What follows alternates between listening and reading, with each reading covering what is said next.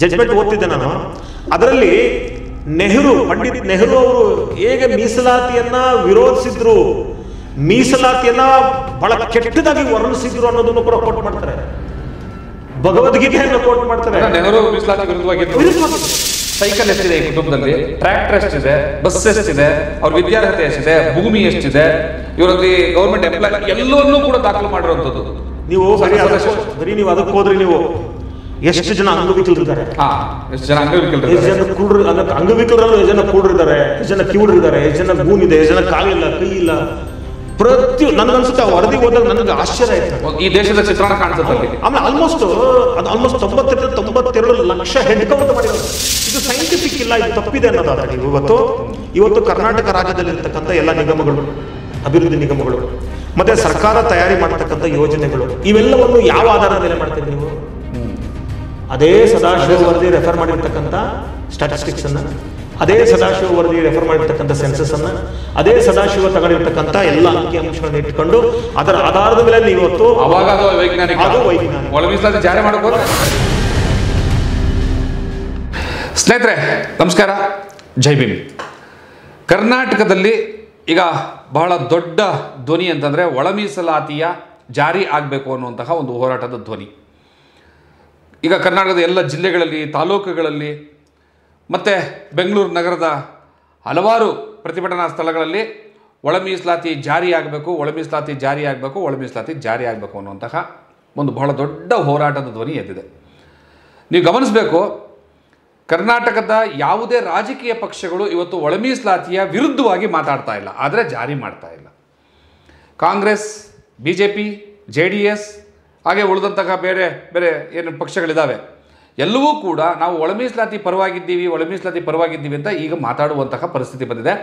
ನಾನು ಒಳ ಮೀಸಲಾತಿಯ ವಿರುದ್ಧವಾಗಿದ್ದೀನಿ ಅಂತ ಹೇಳಲಾರ್ದಂತಹ ಪರಿಸ್ಥಿತಿಗೆ ಕರ್ನಾಟಕದ ಎಲ್ಲ ರಾಜಕೀಯ ಪಕ್ಷಗಳು ಬಂದು ನಿಂತಾಗಿದೆ. ಒಳಗಡೆ ಅವರ ಒಳ ಮನಸ್ಸುಗಳು ಏನೇ ಇದ್ದರೂ ಕೂಡ ಒಳ ಮೀಸಲಾತಿಯನ್ನು ವಿರೋಧಿಸಿದ್ರೆ ನಮಗಿನ್ನ ಉಳಿಗಾಲವಿಲ್ಲ ಅನ್ನೋವಂಥ ಮಟ್ಟಕ್ಕೆ ಬಂದಿದ್ದಾರೆ.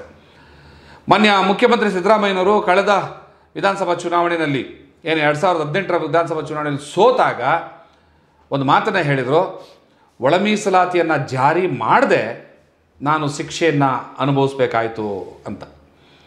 ಹಾಗೆ BJP ಸರ್ಕಾರ ಕೂಡ ಒಳ ಮೀಸಲಾತಿ ಪರವಾದಂತಹ ನಿಲುವನ್ನು ಘೋಷಣೆ ಮಾಡಿದ್ವಿ, ಆದರೆ ಜಾರಿಯನ್ನು ತರದೆ ಆ ಸಮುದಾಯದ ಒಂದು ಪೆಟ್ಟು ನಾವು ತಿನ್ನಬೇಕಾಯಿತು ಅನ್ನೋಂಥ ಮಾತನ್ನು ಮಾತಾಡಿದ್ದಾರೆ.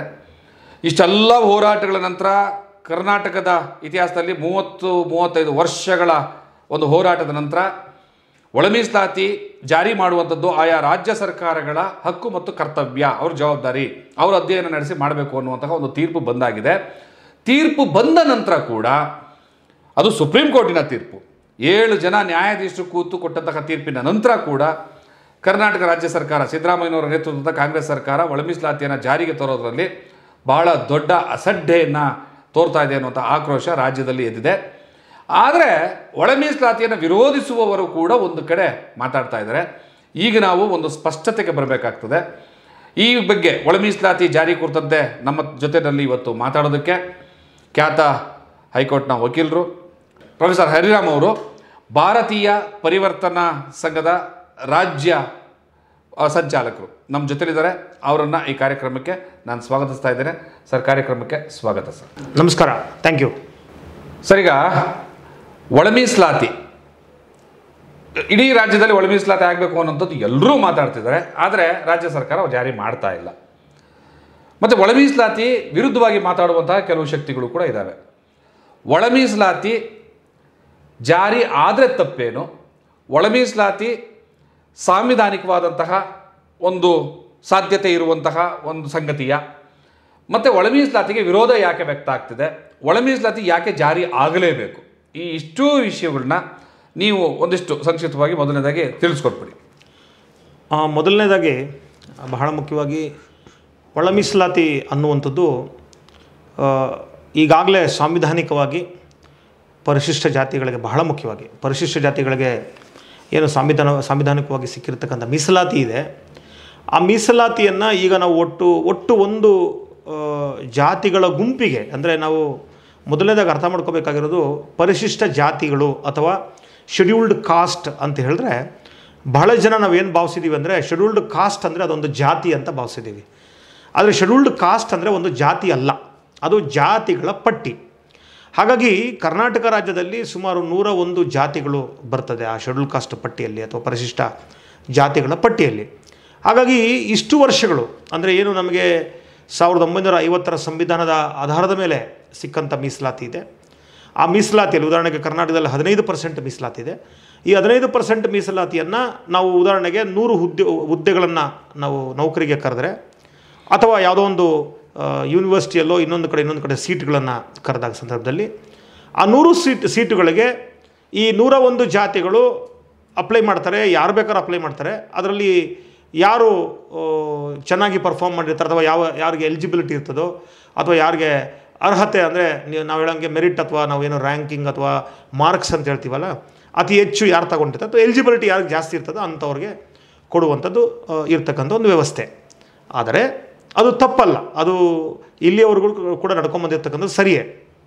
ಆದರೆ ಯಾವುದೇ ಒಂದು ಅನುಕೂಲಗಳು ಅಥವಾ ಯಾವುದೇ ಒಂದು ಕಾನೂನು ಏನಾಗುತ್ತಂದರೆ ಅದು ಕಾಲಕಾಲಕ್ಕೆ ತಕ್ಕಂತೆ ಬದಲಾಗ್ತಾ ಇರಬೇಕಾಗ್ತದೆ. ಕಾಲಕಾಲಕ್ಕೆ ತಕ್ಕಂತೆ ಅವಶ್ಯಕತೆಗೆ ತಕ್ಕಂತೆ ಬದಲಾಗ್ತಾ ಇರಬೇಕು. ಹಾಗೆಯೇ ಮೀಸಲಾತಿಯೂ ಕೂಡ. ಮೀಸಲಾತಿ ಅನ್ನುವಂಥದ್ದು ಉದಾಹರಣೆಗೆ ಇವತ್ತು ನಾವು ಮೂಲಭೂತವಾಗಿ ಪ್ರಾರಂಭದಿಂದಲೇ ಏನು 1935ನೇ ಇಸ್ವಿಯಿಂದ ಹಿಡ್ಕೊಂಡು ನಾವು ಏನು ಶೆಡ್ಯೂಲ್ ಕಾಸ್ಟ್ ಪಟ್ಟಿಯನ್ನು ತಯಾರು ಮಾಡಿದ ನಂತರದಲ್ಲಿ ಈಗ ಕರ್ನಾಟಕದಲ್ಲಿ ಪ್ರಾರಂಭದಲ್ಲಿ 101 ಜಾತಿಗಳಿರಲಿಲ್ಲ. 101 ಜಾತಿಗಳಿಲ್ಲ. ಪ್ರಾರಂಭದಲ್ಲಿ ಮೂಲಭೂತವಾಗಿ ಈ ಶೆಡ್ಯೂಲ್ಡ್ ಕಾಸ್ಟ್ ಅನ್ನುವಂಥ ಲಿಸ್ಟಲ್ಲಿ ಬಂದಿದ್ದು ಕೇವಲ ಅಸ್ಪೃಶ್ಯ ಜಾತಿಗಳು. ಅದರ ತದನಂತರ ಇನ್ನೂ ಅನೇಕ ಜಾತಿಗಳು ಅಸ್ಪೃಶ್ಯತೆಯನ್ನು ಅನುಭವಿಸದೇ ಇರತಕ್ಕಂಥ ಜಾತಿಗಳನ್ನು ಕೂಡ ಮತ್ತು ಈ ಅಸ್ಪೃಶ್ಯ ಜಾತಿಗಳು ಯಾವ ರೀತಿಯಾದಂಥ ಸಾಮಾಜಿಕ ಮತ್ತು ಶೈಕ್ಷಣಿಕ ಹಿಂದುಳಿಕೆ ಇದೆ ಅಷ್ಟು ತೀವ್ರತೆ ಇಲ್ಲದೆ ಇರತಕ್ಕಂಥ ಒಂದಿಷ್ಟು ಕಮ್ಯುನಿಟಿಗಳನ್ನು ಕೂಡ ಸೇರಿಸಿದ್ರು. ಹಾಗಾಗಿ ಏನಾಯಿತು, ಇದು ಮತ್ತೆ ಕಾರಣಾಂತರಗಳಿಂದ ಏನಾಯ್ತು ಅಂದರೆ ಈ ಶೆಡ್ಯೂಲ್ ಕಾಸ್ಟಲ್ಲಿರ್ತಕ್ಕಂಥ ಪಟ್ಟಿಯಲ್ಲಿ ಬರ್ತಕ್ಕಂಥ ಜಾತಿಗಳಿದೆ. ಆ ಎಲ್ಲ ಜಾತಿಗಳ ಪೈಕಿ ಒಂದಿಷ್ಟು ಜಾತಿಗಳಿಗೆ ಶೈಕ್ಷಣಿಕವಾಗಿ ಒಂದಿಷ್ಟು ಏನು ಲಿವರೇಜ್ ಸಿಕ್ತು ಅಥವಾ ಒಂದಿಷ್ಟು ಅವರಿಗೆ ಪಡಿಲಿಕ್ಕೆ ಹೆಚ್ಚು ಅವಕಾಶ ಸಿಕ್ತು. ಹಾಗಾಗಿ ಒಂದಿಷ್ಟು ಸಮುದಾಯಗಳು ಯಾರಿಗೆ ಬೇಗ ಶಿಕ್ಷಣ ಸಿಕ್ತು, ಬೇಗ ಸಮಾಜದಲ್ಲಿ ಬೆಳೀಲಿಕ್ಕೆ ಅವಕಾಶ ಸಿಕ್ತು, ಅವರು ಒಂದಿಷ್ಟು ಫಾರ್ವರ್ಡ್ ಅಂದರೆ ಒಂದಿಷ್ಟು ತೀವ್ರಗತಿಯಲ್ಲಿ ಮುಂದೆ ಹೋದರು.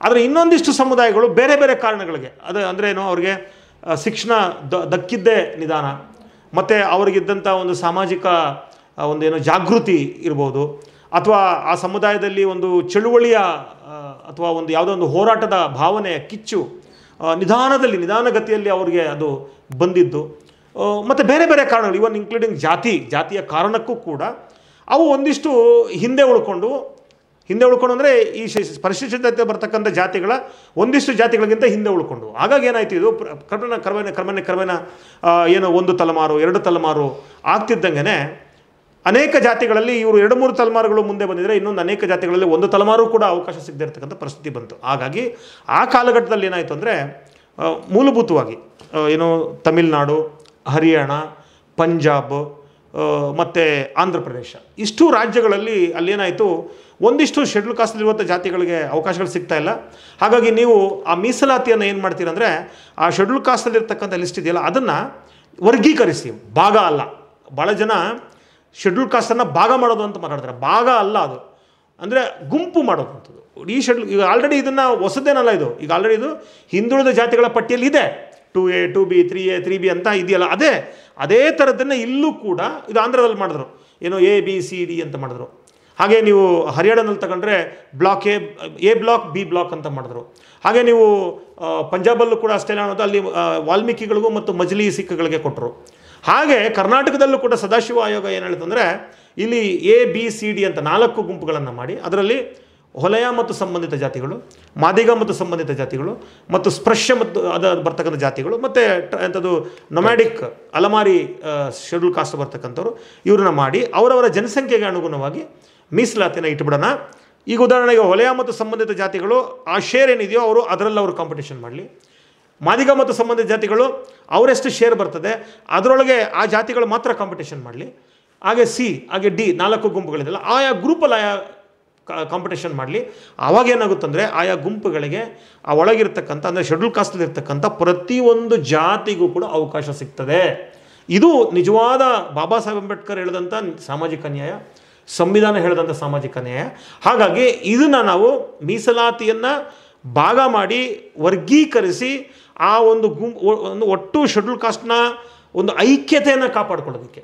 ಯಾಕಂದರೆ ನೋಡಿ, ನಾವು ಇಡೀ ಇತಿಹಾಸವನ್ನು ನೋಡುವಂಥ ಸಂದರ್ಭದಲ್ಲಿ ಶೆಡ್ಯೂಲ್ ಕಾಸ್ಟಲ್ಲಿ ನೋಡಿ, ನೀವು ಮೊದಲಿದ್ದಷ್ಟು ಒಗ್ಗಟ್ಟಿಗಿಲ್ಲ, ಅದು ಒಡಿತಾ ಬರ್ತಾ ಇದೆ. ಮೊದಲು ಇದ್ದಷ್ಟು ಸಾಮ್ಯತೆಗಳು ನಮ್ಮಲ್ಲಿ ಇಲ್ಲ. ಈ ಶೆಡ್ಯೂಲ್ ಕಾಸ್ಟಲ್ಲಿ ಏನಾಗ್ತದೆ ಅಂದರೆ ಗ್ಯಾಪ್ ಜಾಸ್ತಿ ಆಗ್ತದೆ, ಅವಕಾಶಗಳು ಒಬ್ಬೊಬ್ಬರಿಗೆ ಕಿತ್ಕೋತಾರೆ, ಜಾಸ್ತಿ ಆಗ್ತದೆ. ಯಾಕೆ ಜಾಸ್ತಿ ಆಗ್ತದೆ ಅಂದರೆ, ಇಲ್ಲಿ ಈಗ ಭಾಸ್ಕರ್ ಅವ್ರಿಗೆ ನನಗಿಂತ ಒಂದು 5 ಪೈಸೆನ ಜಾಸ್ತಿ ಸಿಕ್ಕಿದ್ರೆ, ಓ ಭಾಸ್ಕರ್ ನನಗಿಂತ ಸಿಕ್ಬಿಡ್ತಲ್ಲ ಅಂತ ನನಗೆ ಹೊಟ್ಟೆ ಕಿಚ್ಚು.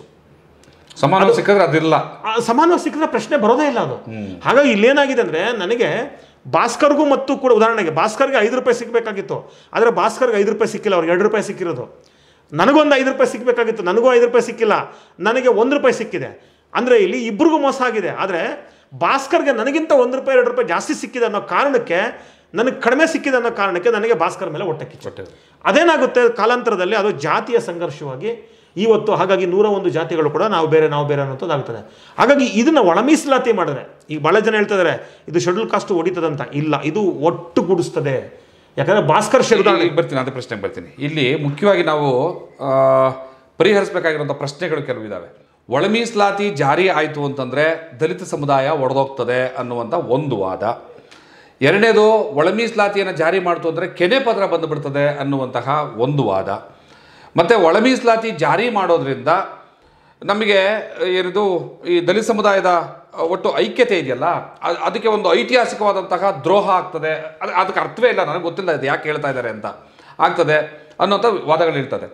ಈಗ ಒಳ ಮೀಸಲಾತಿ ಯಾಕೆ ಜಾರಿ ಆಗಬೇಕು, ಒಳ ಮೀಸಲಾತಿ ಯಾಕೆ ಜಾರಿ ಆಗಬಾರದು, ಏನು ಅನಾಹುತ ಅದರಿಂದ ಅನ್ನುವಂಥ ಎಲ್ಲ ವಾದಗಳು ಕೋರ್ಟಿನ ವಿಚಾರಣೆ ಸಂದರ್ಭದಲ್ಲಿ ಏನು ಹೊಸದಾಗಿ ಏನಿಲ್ಲ, ಅಲ್ಲೇ ಈಗಾಗಲೇ ಆಗೋಗಿರ್ತದೆ. ಅಲ್ಲೂ ಕೆರೆ ಪತ್ರದ ವಿಚಾರ ಪ್ರಸ್ತಾಪ ಮಾಡಿರ್ತಾರೆ. ಯಾರು ಒಳ ಮೀಸಲಾತಿ ಆಗಬಾರ್ದು ಅನ್ನೋಂಥವ್ರು ಏನು ಕೇಸಲ್ಲಿ ಇಂಪ್ಲೀಡ್ ಆಗಿರ್ತಾರೆ, ಅವರು ಒಳ ಮೀಸಲಾತಿ ಯಾಕೆ ಜಾರಿ ಆಗಬಾರ್ದು ಅಂತ ವಾದವನ್ನು ಮಂಡಿಸಿರ್ತಾರೆ. ಒಳ ಮೀಸಲಾತಿ ಜಾರಿ ಆಯಿತು ಅಂದರೆ ಏನು ದಲಿತ ಸಮುದಾಯ ಒಡೆದೋಗ್ತದೆ ಅನ್ನುವಂಥ ಅಂಶವನ್ನು ಕೂಡ ಅವರು ಪ್ರಸ್ತಾಪ ಮಾಡಿರ್ತಾರೆ. ಅದೆಲ್ಲದಕ್ಕೂ ಸಂಬಂಧಪಟ್ಟಂತೆ ಕೋರ್ಟು ತೀರ್ಮಾನ ಕೂಡ ಕೊಟ್ಟಿರುತ್ತೆ, ಪ್ರಸ್ತಾವನೆ ಮಾಡಿರುತ್ತೆ. ಇಷ್ಟಾಗಿಯೂ ಕೂಡ ಕರ್ನಾಟಕ ರಾಜ್ಯ ಸರ್ಕಾರದ ಮುಖ್ಯಮಂತ್ರಿಗಳು ನಾನು ಮತ್ತೆ ಅದನ್ನು ಪರಿಶೀಲನೆ ಮಾಡಬೇಕು, ಕಾನೂನು ತಜ್ಞರು ಒಳಪಡಿಸಬೇಕು ಅಂತ ಕೇಳ್ತಾರಲ್ಲ. ಈ ಸುಪ್ರೀಂ ಕೋರ್ಟ್ನ ಆದೇಶದಲ್ಲಿ ಹೀಗೆ ಹುಟ್ಟಿರುವಂತಹ ವಾದಗಳು ಆವಾಗ ಪ್ರಸ್ತಾಪ ಆಗಿಲ್ವಾ? ಅದಕ್ಕೆಲ್ಲ ಏನೇನೆಲ್ಲ ಉತ್ತರಗಳನ್ನ ಕೊಟ್ಟಿದ್ದಾರೆ ಅಲ್ಲಿ. ಈಗ ಸುಪ್ರೀಂ ಕೋರ್ಟ್ ತೀರ್ಪು ಬಂದಿದೆಯಲ್ಲ, ಇದು ಕೇವಲ ಒಂದು ಪಾರ್ಟಿ ಮತ್ತು ಇನ್ನೊಂದು ಪಾರ್ಟಿ, ಅಂದರೆ ಒಂದು ವ್ಯಕ್ತಿ ಮತ್ತು ಇನ್ನೊಂದು ವ್ಯಕ್ತಿಗಳ ನಡುವೆ ನಡೆದಿರ್ತಕ್ಕಂಥ ಒಂದು ಏನೋ ಒಂದು ರೀತಿ ಟ್ರಯಲ್ ಮಾತ್ರ ಅಲ್ಲ, ಅಥವಾ ಇದು ಹೋರಾಟ ಮಾತ್ರ ಅಲ್ಲ. ಇಲ್ಲೇನಾಗಿದೆ ಅಂದರೆ, ಇದು ಪಂಜಾಬ್ ಹರಿಯಾಣ, ಅದರಲ್ಲಿ ಹರಿಯಾಣ ಮತ್ತು ಪಂಜಾಬ್ ಎರಡು, ಆಮೇಲೆ ಅಲ್ಲಿ ಆ ಕೋರ್ಟ್ ಕೊಟ್ಟಂಥ ತೀರ್ಪಿನ ಒಂದಿದು ಭಾಗ, ತಮಿಳುನಾಡು, ಆಂಧ್ರ ಪ್ರದೇಶ, ಕರ್ನಾಟಕ, ಎಲ್ಲ ರಾಜ್ಯಗಳ ಜೊತೆಗೆ ಒಂದಿಷ್ಟು ವ್ಯಕ್ತಿಗಳು ಇನ್ ಪರ್ಸನ್ ಕೂಡ ಅದರಲ್ಲಿ ಇಂಪ್ಲೀಡ್ ಆಗಿದ್ದಾರೆ, ಇನ್ನೊಂದಿಷ್ಟು ಸಂಘಟನೆಗಳು ಇಂಪ್ಲೀಡ್ ಆಗಿದ್ದಾವೆ, ಇನ್ನೊಂದಿಷ್ಟು ಅದರಲ್ಲಿ ಯಾರಂದ್ರೆ ಬರೀ ಪರ ಇರೋರಲ್ಲ, ವಿರೋಧ ಇರೋರು ಕೂಡ ಇಂಪ್ಲೀಡ್ ಆಗಿದ್ದಾರೆ. ಸೊ ಅದಕ್ಕೆ ನಾನು ಹೇಳಿದ್ದು, ಎಲ್ಲವೂ ವಾದಗಳು, ಪರವಾದ ವಾದ, ವಿರುದ್ಧವಾದ ವಾದ ಈಗಾಗಲೇ ಪ್ರಸ್ತಾಪ ಆಗಿ ಅದಕ್ಕೆ ಉತ್ತರ ಕಂಡುಕೊಂಡಿದ್ದಾರೆ. ಅದನ್ನೇ ಈಗ ಎರಡೂ ವಾದಗಳು ಅಂದರೆ, ಈಗ ಇವತ್ತು ಏನು ಸಮಾಜದಲ್ಲಿ ಒಂದಿಷ್ಟು ಪ್ರಶ್ನೆಗಳೆತ್ತಿದ್ದಾವಲ್ಲ, ಆ ಎಲ್ಲ ಪ್ರಶ್ನೆಗಳನ್ನು ತೆಗೆದುಕೊಂಡು ಕೋರ್ಟ್ ಮುಂದೆ ಹೋಗಿದ್ದಾರೆ. ಈಗಾಗಲೇ ಆಗೋಗಿದೆ. ಯಾಕಂದ್ರೆ ಇವತ್ತೇನು ಸಮಾಜದಲ್ಲಿ ಹುಟ್ಟಿರೋ ಪ್ರಶ್ನೆಗಳಿದೆಯಲ್ಲ, ಇದು ಕೋರ್ಟ್ ಮುಂದೆ ಬರದೇ ಇದ್ರೆ ಹೌದಿದೆ ಅನ್ಯಾಯ ಅಂತ ಹೇಳ್ಬೋದು. ಆದರೆ ಈ ಎಲ್ಲಾ ಪ್ರಶ್ನೆಗಳು ಕೂಡ ಬೇರೆ ಬೇರೆ ವ್ಯಕ್ತಿಗಳು, ನೀವು ಉದಾಹರಣೆಗೆ ಆ ಕೋರ್ಟ್ನ ಜಡ್ಜ್ಮೆಂಟ್ ಅನ್ನ ಓದಿದಾಗ ನಮ್ಗೆ ಅರ್ಥ ಆಗ್ತದೆ, ಅದರಲ್ಲಿ ಎಲ್ಲಾ ಪ್ರಶ್ನೆಗಳು ಬಂದ್ಬಿಟ್ಟಿದ್ದಾವೆ. ಹಾಗಾಗಿ ಆ ಎಲ್ಲಾ ಪ್ರಶ್ನೆಗಳನ್ನು ಕೂಡ ಪ್ರಾರಂಭದಿಂದ, ಉದಾಹರಣೆಗೆ ಒಂದು ತಮಾಷೆ ಅನ್ಸಿದ್ರೆ, ಜಡ್ಜ್ಮೆಂಟ್ ಓದ್ತಿದ್ದೆ ನಾನು, ಅದರಲ್ಲಿ ಪಂಡಿತ್ ನೆಹರು ಅವರು ಹೇಗೆ ಮೀಸಲಾತಿಯನ್ನು ವಿರೋಧಿಸಿದ್ರು, ಮೀಸಲಾತಿಯನ್ನು ಬಹಳ ಕೆಟ್ಟದಾಗಿ ವರ್ಣಿಸಿದ್ರು ಅನ್ನೋದನ್ನು ಕೂಡ ಕೋಟ್ ಮಾಡ್ತಾರೆ. ಭಗವದ್ಗೀತೆಯನ್ನು ಕೋಟ್ ಮಾಡ್ತಾರೆ. ನೆಹರು ಮೀಸಲಾತಿ ವಿರುದ್ಧವಾಗಿದ್ರು. ಮತ್ತೆ ಏನೋ ಭಗವದ್ಗೀತೆಯನ್ನು ಕೋಟ್ ಮಾಡ್ತಾರೆ, ಒಂದಿಷ್ಟು ಏನೋ ಸ್ಮೃತಿಗಳನ್ನು ಕೋಟ್ ಮಾಡ್ತಾರೆ. ಆಮೇಲೆ ಏನೋ ಸ್ವತಂತ್ರದ ನಂತರದಿಂದ, ಸ್ವತಂತ್ರಕ್ಕಿಂತ ಮೊದಲು ಆಕ್ಟ್ 1935 ಆಕ್ಟ್ ಅನ್ನು ಕೋಟ್ ಮಾಡ್ತಾರೆ. ಆಮೇಲೆ ಸ್ವತಂತ್ರದ ನಂತರ ಬಂದಂತ ಇನ್ನು ದೊರೈರಾಜನ್ ಪ್ರಕರಣದಿಂದ ಹಿಡ್ಕೊಂಡು ಇತ್ತೀಚಿನ ಇಂದಿರಾಸಾನಿ ಪ್ರಕರಣದವರೆಗೂ ಮತ್ತೆ ಚಿನ್ನಪ್ಪ ಒಂದು ಪ್ರಕರಣದವರೆಗೂ ಎಲ್ಲವನ್ನೂ ಅಲ್ಲಿ ಹೆಂಗೆ ಪೋಸ್ಟ್ ಮಾರ್ಟಮ್ ಕಂಪ್ಲೀಟ್ ಪರ ಮತ್ತು ವಿರೋಧದ ಎರಡೂ ವಾದಗಳನ್ನು ಮಾಡಿ ಅಲ್ಟಿಮೇಟ್ಲಿ ಏನಾಗಿದೆ ಅಂದರೆ, ಈ ಒಳ ಮೀಸಲಾತಿನ ವಿರೋಧ ಮಾಡೋದು ಒಂದೇ ಒಂದು, ಅದಕ್ಕಿಂತ ಮೊದಲು ಒಂದು ಚಿನ್ನಪ್ಪ ಜಡ್ಜ್ಮೆಂಟ್ ಇದೆ, ಅದ್ರಲ್ಲಿ ಹೇಳೋದೇನಪ್ಪ ಅಂದರೆ, ಶೆಡ್ಯೂಲ್ ಕಾಸ್ಟ್ ಅನ್ನೋದು ಒಂದು ಹೋಮೋಜಿನಿಯಸ್ ಗ್ರೂಪ್, ಅಂದರೆ ಒಂದು ಗುಂಪದು, ಹಾಗಾಗಿ ನಾವು ಅದು ಕೊಡ್ಲಿಕ್ಕೆ ಬರಲ್ಲ, ಸಂವಿಧಾನ ವಿರೋಧವಾಗ್ತದೆ ಅಂತ ಹೇಳುವಂಥದ್ದು. ಮತ್ತು ಬ್ಯೂಟಿ ಅಂತ ಹೇಳಿದ್ರೆ, ಕಾಸ್ಟು ಅದು ಒಂದು ಕ್ಲಾಸು ಅಂತ ಹೇಳ್ತಾರೆ.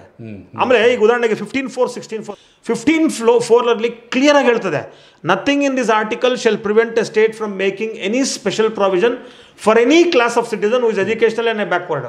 ಎಂಪ್ಲಾಯ್ಮೆಂಟ್ ಬಂದಾಗ ಅಲ್ಲೂ ಹೇಳುತ್ತೆ any class who is not adequately represented ಅಂತ. ಅಂದರೆ ಇಲ್ಲಿ ಯಾರು ಪ್ರಾತಿನಿಧ್ಯ ಇಲ್ಲ, ಯಾರು ಸಾಮಾಜಿಕವಾಗಿ ಶೈಕ್ಷಣಿಕವಾಗಿ ಹಿಂದುಳಿದಿದ್ರೆ ಅವರಿಗೆ ಮೀಸಲಾತಿಯನ್ನು ಕೊಡಬೇಕು. ಹಾಗಾಗಿ ನಾವು ಶೆಡ್ಯೂಲ್ ಕಾಸ್ಟ್ ಶೆಡ್ಯೂಲ್ ಟ್ರೈಬ್ಗೆ ಮೀಸಲಾತಿ ಕೊಡ್ತೀವಿ ಅಂತ. ಸೇಮ್ ಪ್ರಿನ್ಸಿಪಲ್ ಒಳ ಮೀಸಲಾತಿಗೂ ಅಪ್ಲೈ ಆಗುತ್ತೆ. ಅಂದರೆ ಇರುವ ಗುಂಪಿನ ಒಳಗೆ ಯಾರು ಹೆಚ್ಚು ಸಾಮಾಜಿಕವಾಗಿ ಹಿಂದುಳಿದಿದ್ದಾರೆ, ಹೆಚ್ಚು ಶೈಕ್ಷಣಿಕವಾಗಿ ಹಿಂದುಳಿದಿದ್ದಾರೆ, ಮತ್ತು ಯಾರಿಗೆ ಎಂಪ್ಲಾಯ್ಮೆಂಟಲ್ಲಿ ರೆಪ್ರೆಸೆಂಟೇಷನ್ ಅವರ ಜಾತಿಗೆ ಅನುಗುಣವಾಗಿ ರೆಪ್ರೆಸೆಂಟೇಷನ್ ಇಲ್ಲ, ಅಂದರೆ ಇವರು ಒಂದು ಗುಂಪು, ಹಾಗಾಗಿ ನಾವು ಅದು ಒಂದು ಕ್ಲಾಸ್, ಅದು ಹಾಗಾಗಿ ನಾವು ಕೊಡ್ಲಿಕ್ಕೆ ಬರಲ್ಲ ಅಂತ ಹೇಳುವಂಥದ್ದು. ಆದರೆ ಈ ಪ್ರಕರಣದ ನಾನು ಹೇಳ್ದಂಗೆ ಇವತ್ತು ಸಮಾಜದಲ್ಲಿ ಏನು ಪ್ರಶ್ನೆಗಳೆತ್ತಿದ್ದಾವೆ ಆ ಪ್ರಶ್ನೆಗಳೆಲ್ಲವನ್ನೂ ಕೂಡ ಅವರನ್ನು ಪ್ರತಿನಿಧಿಸ್ತಕ್ಕಂಥವ್ರು ಕೋರ್ಟಲ್ಲೂ ಕೂಡ ಇನ್ಕ್ಲೂಡ್ ಆಗಿದ್ದಾರೆ. ಮತ್ತು ಬೇರೆ ಬೇರೆ ಅದರ ವಿರೋಧ ಇರ್ತಕ್ಕಂಥವ್ರು ಇಬ್ಬರು ಕೂಡ ವಾದ ಮಾಡಿದ್ದಾರೆ. ಅದರ ಆಧಾರದ ಮೇಲೆ ಕೋರ್ಟ್ ಏನು ತೀರ್ಮಾನಕ್ಕೆ ಬಂದಿದೆ, ಇಲ್ಲ ಶೆಡ್ಯೂಲ್ಡ್ ಕಾಸ್ಟ್ ಅನ್ನೋದು ಅದು ಜಾತಿಗಳ ಗುಂಪು, ಅದು ಒಂದು ಜಾತಿಯ ಗುಂಪಲ್ಲ, ಅದು ಅನೇಕ ಜಾತಿಯ ಹಲವು ಜಾತಿಗಳ ಗುಂಪು ಅದು. ಮತ್ತು ಒಂದೊಂದು ಜಾತಿಯ ಶೈಕ್ಷಣಿಕ ಮತ್ತು ಸಾಮಾಜಿಕ ಹಿನ್ನೆಲೆ ಇದೆಯಲ್ಲ ಅದು ವ್ಯತ್ಯಾಸ ಇದೆ, ಒಂದೇ ಥರ ಇಲ್ಲ. ಕೆಲವು ಜಾತಿಗಳು ಶೈಕ್ಷಣಿಕವಾಗಿ ಇನ್ನೊಂದು ಜಾತಿಗೆ ಕಂಪೇರ್ ಮಾಡಿದ್ರೆ, ನಾನು ಹೇಳೋದು ನಾನು ಜನರಲ್ ಆಗಿ ಹೇಳ್ತಾ ಇಲ್ಲ, ನಾನು ಶೆಡ್ಯೂಲ್ ಕಾಸ್ಟ್ ಒಳಗೆ ಬರುವಂಥ ಜಾತಿಗಳ ನಡುವೆ ಈಗ ಉದಾಹರಣೆಗೆ ಜಾತಿ ಎ ಮತ್ತು ಜಾತಿ ಬಿ ನಡೆದಾಗ ಜಾತಿ ಎ ಶೈಕ್ಷಣಿಕವಾಗಿ ಜಾತಿ ಬಿಗಿಂತ ಸ್ವಲ್ಪ ಮುಂದುವರೆದಿರ್ಬೋದು, ಜಾತಿ ಎ ಉದ್ಯೋಗದಲ್ಲಿ ಜಾತಿ ಬಿಗಿಂತ ಸ್ವಲ್ಪ ಮುಂದುವರೆದಿರ್ಬೋದು, ಮತ್ತು ಈ ಜಾತಿ ಬಿ ಇದೆಯಲ್ಲ ಇದು ಹಿಂದೆ ಉಳಿದಿದೆ. ಯಾಕೆ ಹಿಂದೆ ಉಳಿದಿದೆ ಆ ರೀಸನ್ ಬೇಕು. ಸೊ ಹಾಗಾಗಿ ಇವರಿಬ್ಬರನ್ನು ಸಮಾನ ತರಲಿಕ್ಕೆ ಏನು ಮಾಡ್ತೀರಿ ನೀವು? ಆ ಇಬ್ಬರನ್ನು ಸಮಾನ ತರಲಿಕ್ಕೆ ನೀವು ಸಮಾನ ಅವಕಾಶ ಕೊಡಬೇಕು. ಈಗ ಒಟ್ಟಾರೆ ಮೀಸಲಾತಿ ಬಂದಿದ್ದು ಹೀಗೆ, ಜನರಲ್ ಅನ್ನುವಂಥವರು ಮೇಲ್ಜಾತಿಗಳು ಅವರು ಸಮಾನವಾಗಿ ನಾವು ಕಾಂಪಿಟೇಷನ್ ಮಾಡೋಕ್ಕಾಗಲ್ಲ, ಅವರು ನಮಗೆ ಅವಕಾಶ ಕೊಡೋದಿಲ್ಲ, ಮತ್ತು ಅವ್ರು ನಮಗಿಂತ ಹಿಂದಿನಿಂದಲೂ ಕೂಡ ಎಲ್ಲದರಿಂದ ಅಡ್ವಾಂಟೇಜಸ್ ಆಗಿದ್ದಾರೆ. ಹಾಗಾಗಿ ಅವರು ಸ್ಪೀಡಾಗಿ ಹೋಗ್ತಾ ಇದ್ದಾರೆ, ನಾವು ಸ್ಪೀಡಾಗಿ ಹೋಗೋಕ್ಕಾಗ್ತಾ ಇಲ್ಲ. ನಾವು ಅದಕ್ಕೆ ನಮಗೆ ಪುಷ್ ಮಾಡಲಿಕ್ಕೆ ಮೀಸಲಾತಿ. ಇದನ್ನೂ ಹಾಗೆ ಶೆಡ್ಯೂಲ್ ಕಾಸ್ಟ್ ಒಳಗೆ ಬರುವಂಥ ಅನೇಕ ಜಾತಿಗಳು ಕೆಲವು ಜಾತಿಗಳ ಸಮಾನವಾಗಿ ಹೋಗೋಕ್ಕಾಗ್ತಾ ಇಲ್ಲ. ಈಗ ಇವರೆಲ್ಲರೂ ಸಮಾನವಾಗಿ ಆದಾಗ ಆಟೋಮೆಟಿಕ್ಕಾಗಿ ಸರಿ ಹೋಗ್ತದೆ. ಅದಕ್ಕೆ ನೀವು ಒಳ ಮೀಸಲಾತಿ ಕೊಡ್ರಿ ಅಂತ ಹೇಳಿ ಈ ಕೋರ್ಟ್ ತೀರ್ಪು ಕೂಡ ಅದನ್ನು ಹೇಳ್ತದೆ. ಇದು ಹೋಮೋಜಿನಿಯಸ್ ಗ್ರೂಪ್ ಅಲ್ಲ, ಬೇರೆ ಬೇರೆ ಜಾತಿಗಳು ಮತ್ತು ಅವರ ಸೋಷಿಯೋ ಮತ್ತು ಎಜುಕೇಷನಲ್ ಕಂಡೀಷನ್ಸು ಇಂಟೆನ್ಸಿಟಿ ಡಿಫರೆಂಟ್ ಇದೆ. ಅದರ ಇಂಟೆನ್ಸಿಟಿ ಡಿಫರೆನ್ಸ್ ಇರೋದ್ರಿಂದ ನೀವು ಕೊಡ್ಬೋದು ಅಂತ ಹೇಳಿ ಸದಾಶಿವ ಆಯೋಗ ತನ್ನ ವರದಿಯನ್ನು ನೀಡುವಾಗ ಇದೆಲ್ಲವನ್ನು ಪರಿಶೀಲನೆ ಮಾಡಿದೆಲ್ಲನೂ ಕೂಡ ಬರೆದು ನನಗನ್ಸುತ್ತೆ ಸೈಕಲ್ ಎಷ್ಟಿದೆ ಈ ಕುಟುಂಬದಲ್ಲಿ, ಟ್ರ್ಯಾಕ್ಟರ್ ಎಷ್ಟಿದೆ, ಬಸ್ ಎಷ್ಟಿದೆ, ಅವ್ರ ವಿದ್ಯಾರ್ಹತೆ ಎಷ್ಟಿದೆ, ಭೂಮಿ ಎಷ್ಟಿದೆ, ಇವರಲ್ಲಿ ಗೌರ್ಮೆಂಟ್ ಎಂಪ್ಲಾಯ್ ಎಲ್ಲವನ್ನೂ ಕೂಡ ದಾಖಲು ಮಾಡಿರುವಂಥದ್ದು. ನೀವು ಬರೀ ನೀವು ಅದಕ್ಕೆ ಹೋದ್ರಿ, ನೀವು ಎಷ್ಟು ಜನ ಅಂಗವಿಕಲರಿದ್ದಾರೆ, ಎಷ್ಟು ಜನ ಅಂಗವಿಕಲರು, ಎಷ್ಟು ಜನ ಕುಡ್ರು, ಅಂದ್ರೆ ಅಂಗವಿಕಲರಲ್ಲೂ ಎಷ್ಟು ಜನ ಕುಡ್ರಿದ್ದಾರೆ, ಎಷ್ಟು ಜನ ಕಿವುಡ್ರಿದ್ದಾರೆ, ಎಷ್ಟು ಜನ ಗೂನಿದೆ, ಎಷ್ಟು ಜನ ಕಾಲಿಲ್ಲ, ಕೈ ಇಲ್ಲ, ನನಗನ್ಸುತ್ತೆ ಆ ವರದಿ ಓದಾಗ ನನಗೆ ಆಶ್ಚರ್ಯ ಆಯ್ತು. ನನಗೆ ಈ ದೇಶದ ಚಿತ್ರಣ ಕಾಣಿಸುತ್ತೆ. ಆಮೇಲೆ ಆಲ್ಮೋಸ್ಟ್ 90ರಿಂದ 92 ಲಕ್ಷ ಹೆಡ್ ಕೌಂಟ್ ಮಾಡಿರೋದು. ಹೆಡ್ ಕೌಂಟ್ ಈಗ ನಾವು ಹೇಳ್ತೀವಿ 1.2 ಕೋಟಿ ಶೆಡ್ಯೂಲ್ ಕಾಸ್ಟ್ ಪಾಪ್ಯುಲೇಷನ್ ಇದೀವಿ ಅಂದ್ರೆ ನೀವು ಆಲ್ಮೋಸ್ಟ್ ಮೋರ್ ದೆನ್ 80-90% ನೀವು ಆಕ್ಯುರಸಿಯಾಗಿ ತಗೊಂಡಿದ್ದೀರಿ. ಇನ್ನು 10-20% ವೇರಿ ಇರ್ಬೋದು. ಮತ್ತೆ ನಾನು ಹೇಳೋದು ಇದು ಸೈಂಟಿಫಿಕ್ ಇಲ್ಲ, ಇದು ತಪ್ಪಿದೆ ಅನ್ನೋದಾದ್ರೆ ನೀವು ಇವತ್ತು ಕರ್ನಾಟಕ ರಾಜ್ಯದಲ್ಲಿರ್ತಕ್ಕಂಥ ಎಲ್ಲ ನಿಗಮಗಳು, ಅಭಿವೃದ್ಧಿ ನಿಗಮಗಳು, ಮತ್ತೆ ಸರ್ಕಾರ ತಯಾರಿ ಮಾಡತಕ್ಕಂಥ ಯೋಜನೆಗಳು, ಇವೆಲ್ಲವನ್ನು ಯಾವ ಆಧಾರದ ಮೇಲೆ ಮಾಡ್ತೀರಿ ನೀವು? ಅದೇ ಸದಾಶಿವ ವರದಿ ರೆಫರ್ ಮಾಡಿರ್ತಕ್ಕಂಥ ಸ್ಟ್ಯಾಟಿಸ್ಟಿಕ್ಸನ್ನು, ಅದೇ ಸದಾಶಿವ ವರದಿ ರೆಫರ್ ಮಾಡಿರ್ತಕ್ಕಂಥ ಸೆನ್ಸಸ್ಸನ್ನು, ಅದೇ ಸದಾಶಿವ ತಗೊಂಡಿರ್ತಕ್ಕಂಥ ಎಲ್ಲ ಅಂಕಿ ಅಂಶಗಳನ್ನ ಇಟ್ಕೊಂಡು ಅದರ ಆಧಾರದ ಮೇಲೆ ನೀವು ಅವಾಗ ಅದು ವೈಜ್ಞಾನಿಕ ಒಳ ಮೀಸಲಾತಿ ಜಾರಿ ಮಾಡ್ಬೇಕಾದ್ರೆ ಅದು. ಆಮೇಲೆ ಇನ್ನೊಂದು ಪ್ರಶ್ನೆ ಬಿಡ್ತದೆ ಇಲ್ಲಿ, ಅದು ಏನು ತುಂಬಾ ಕಾನೂನು ಪಂಡಿತರು ಪ್ರೊಫೆಸರ್ ರವಿವರ್ಮ ಕುಮಾರ್ ಅವರು ಸದಾಶಿವ ಆಯೋಗದ ವರದಿ ಇದು IAS ಮುಗಿದೋಗಿದೆ, ಅವೈಜ್ಞಾನಿಕವಾಗಿದೆ, ಅದನ್ನ ಮತ್ತೆ ಕನ್ಸಿಡರ್ ಮಾಡಬೇಕಾಗಿಲ್ಲ, ಹೊಸ ಜಾತಿ ಜನಗಣತಿ ಆಗಬೇಕು ಅಂತಾರೆ. ಆದರೆ ಸದಾಶಿವ ಆಯೋಗದ ಅಂಕಿ ಅಂಶಗಳು ಕೋರ್ಟಿನ ವಾದದ ಸಂದರ್ಭದಲ್ಲಿ ಪರಿಗಣಿಸಿಲ್ವಾ? ಕೋರ್ಟು ಜಡ್ಜ್ಮೆಂಟ್ ಕೊಟ್ಟ ಮೇಲೆ ಕೋರ್ಟಿನ ಜಡ್ಜ್ಮೆಂಟ್ಗೆ ವ್ಯತಿರಿಕ್ತವಾಗಿ ಇದು ಅವೈಜ್ಞಾನಿಕ ಅಂತ ಮಾತಾಡ್ತಲ್ಲ, ಇದು ಕಂಟೆಂಪ್ಟ್ ಆಫ್ ಕೋರ್ಟ್ ಅಂತ ಆಗೋದಿಲ್ವಾ? ಅಲ್ಲ, ಈಗ ಸದಾಶಿವ ವರದಿ ಪ್ರಶ್ನೆ ಕೋರ್ಟ್ ಮುಂದೆ ಇಲ್ಲ. ಕೋರ್ಟ್ ಮುಂದೆ ಅಂಕಿ ಅಂಶ ಅವರು ವಾದ ವಿವಾದಗಳು, ವಿರೋಧಗಳು ಖಂಡಿತ. ಈಗ ಒಂದು ಕೋರ್ಟ್ ಮುಂದೆ ಸದಾಶಿವ ವರದಿಯ ಇದು ಸರಿ ಇದೆಯೋ ತಪ್ಪಿದೋ ಅಂತ ಪ್ರಶ್ನೆ ಇಲ್ಲ. ಅಲ್ಲಿರೋದು ಒಳ ಮೀಸಲಾತಿ ಮಾಡ್ಬೋದು, ಅಂದ್ರೆ ಒಳ ಮೀಸಲಾತಿ ಕೊಡ್ಬೋದೋ ಇಲ್ವೋ ಅಂತ. ನಾನೇನು ಕೇಳಕ್ ಬಂದೆ, ಡೈರೆಕ್ಟ್ ಅವರು ಸದಾಶಿವ ಆಯೋಗದ ವರದಿಯನ್ನು ಪರಿಗಣಿಸಿದ್ರು ಅಂತಲ್ಲ, ಕೋರ್ಟಿನ ಮುಂದೆ ಒಳ ಮೀಸಲಾತಿ ಆಗಬೇಕು ಅಥವಾ ಆಗಬಾರ್ದು ಅನ್ನುವಾಗ ವಿರೋಧ ಮಾಡುವವರ ವಿಚಾರಗಳೇನು, ಅವರ ವಾದ ಏನು, ಅವರ ಅಂಕಿಅಂಶಗಳೇನು, ಒಳ ಮೀಸಲಾತಿಯ ಪರವಾದಂಥವರ ವಾದ ಏನು, ಅವ್ರ ವಿಚಾರ ಏನು, ಅವ್ರ ಅಂಕಿಅಂಶಗಳೇನು, ಇವೆಲ್ಲವೂ ಕೂಡ ಸದಾಶಿವ ಆಯೋಗದ ರಿಪೋರ್ಟ್ಗಿನ ವ್ಯತಿರಿಕ್ತವಾಗಿ ಏನಿರೋದಿಲ್ಲ. ಅದ್ರಲ್ಲಿ ಪ್ರೆಸೆಂಟ್ ಆದ್ಮೇಲೆ ಅದೇ ವಿಚಾರಕ್ಕೆ ಮತ್ತೊಮ್ಮೆ ಚರ್ಚೆಗೆ ಹೋಗೋಣ, ಅದೇ ವಿಚಾರಕ್ಕೆ ಮತ್ತೆ ನಾವು ಏನೋ ಸಮಾಲೋಚನೆ ಕೂರೋಣ, ವಿಮರ್ಶೆ ಮಾಡೋಣ, ಸಂವಾದ ಮಾಡೋದ್ರಲ್ಲಿ ಏನಾದ್ರು ಅರ್ಥ ಇದೆಯಾ? ಅಲ್ಲ, ಇದು ಸಿಂಪಲ್, ಇದು ಡಿಲೇ ಟ್ಯಾಕ್ಟಿಕ್ಸ್. ಇದು ಒಂದು ಡಿಲೇ ಟ್ಯಾಕ್ಟಿಕ್ಸು. ಆಮೇಲೆ ರವಿವರ್ಮ ಕುಮಾರ್ ಹೇಳುವಂಥದ್ದು ವಾದ ಹೇಗಿದೆ ಅಂದರೆ, ಈ ಮೀಸಲಾತಿ ಅವ್ರು ಹೇಳ್ತಾರಲ್ಲ, ಮೀಸಲಾತಿ ವಿಷಯಕ್ಕೆ ಬಂದಾಗ ಮೀಸಲಾತಿ ವಿರೋಧಿಗಳು, ಮೀಸಲಾತಿ ಕೇವಲ 10 ವರ್ಷಕ್ಕೆ ಮಾತ್ರ ಸೀಮಿತ, ಮೀಸಲಾತಿ 70 ವರ್ಷ ತೆಗೆದಾಕ್ಬಿಡಿ ಅಂತ ಹೇಳ್ತಾರಲ್ಲ.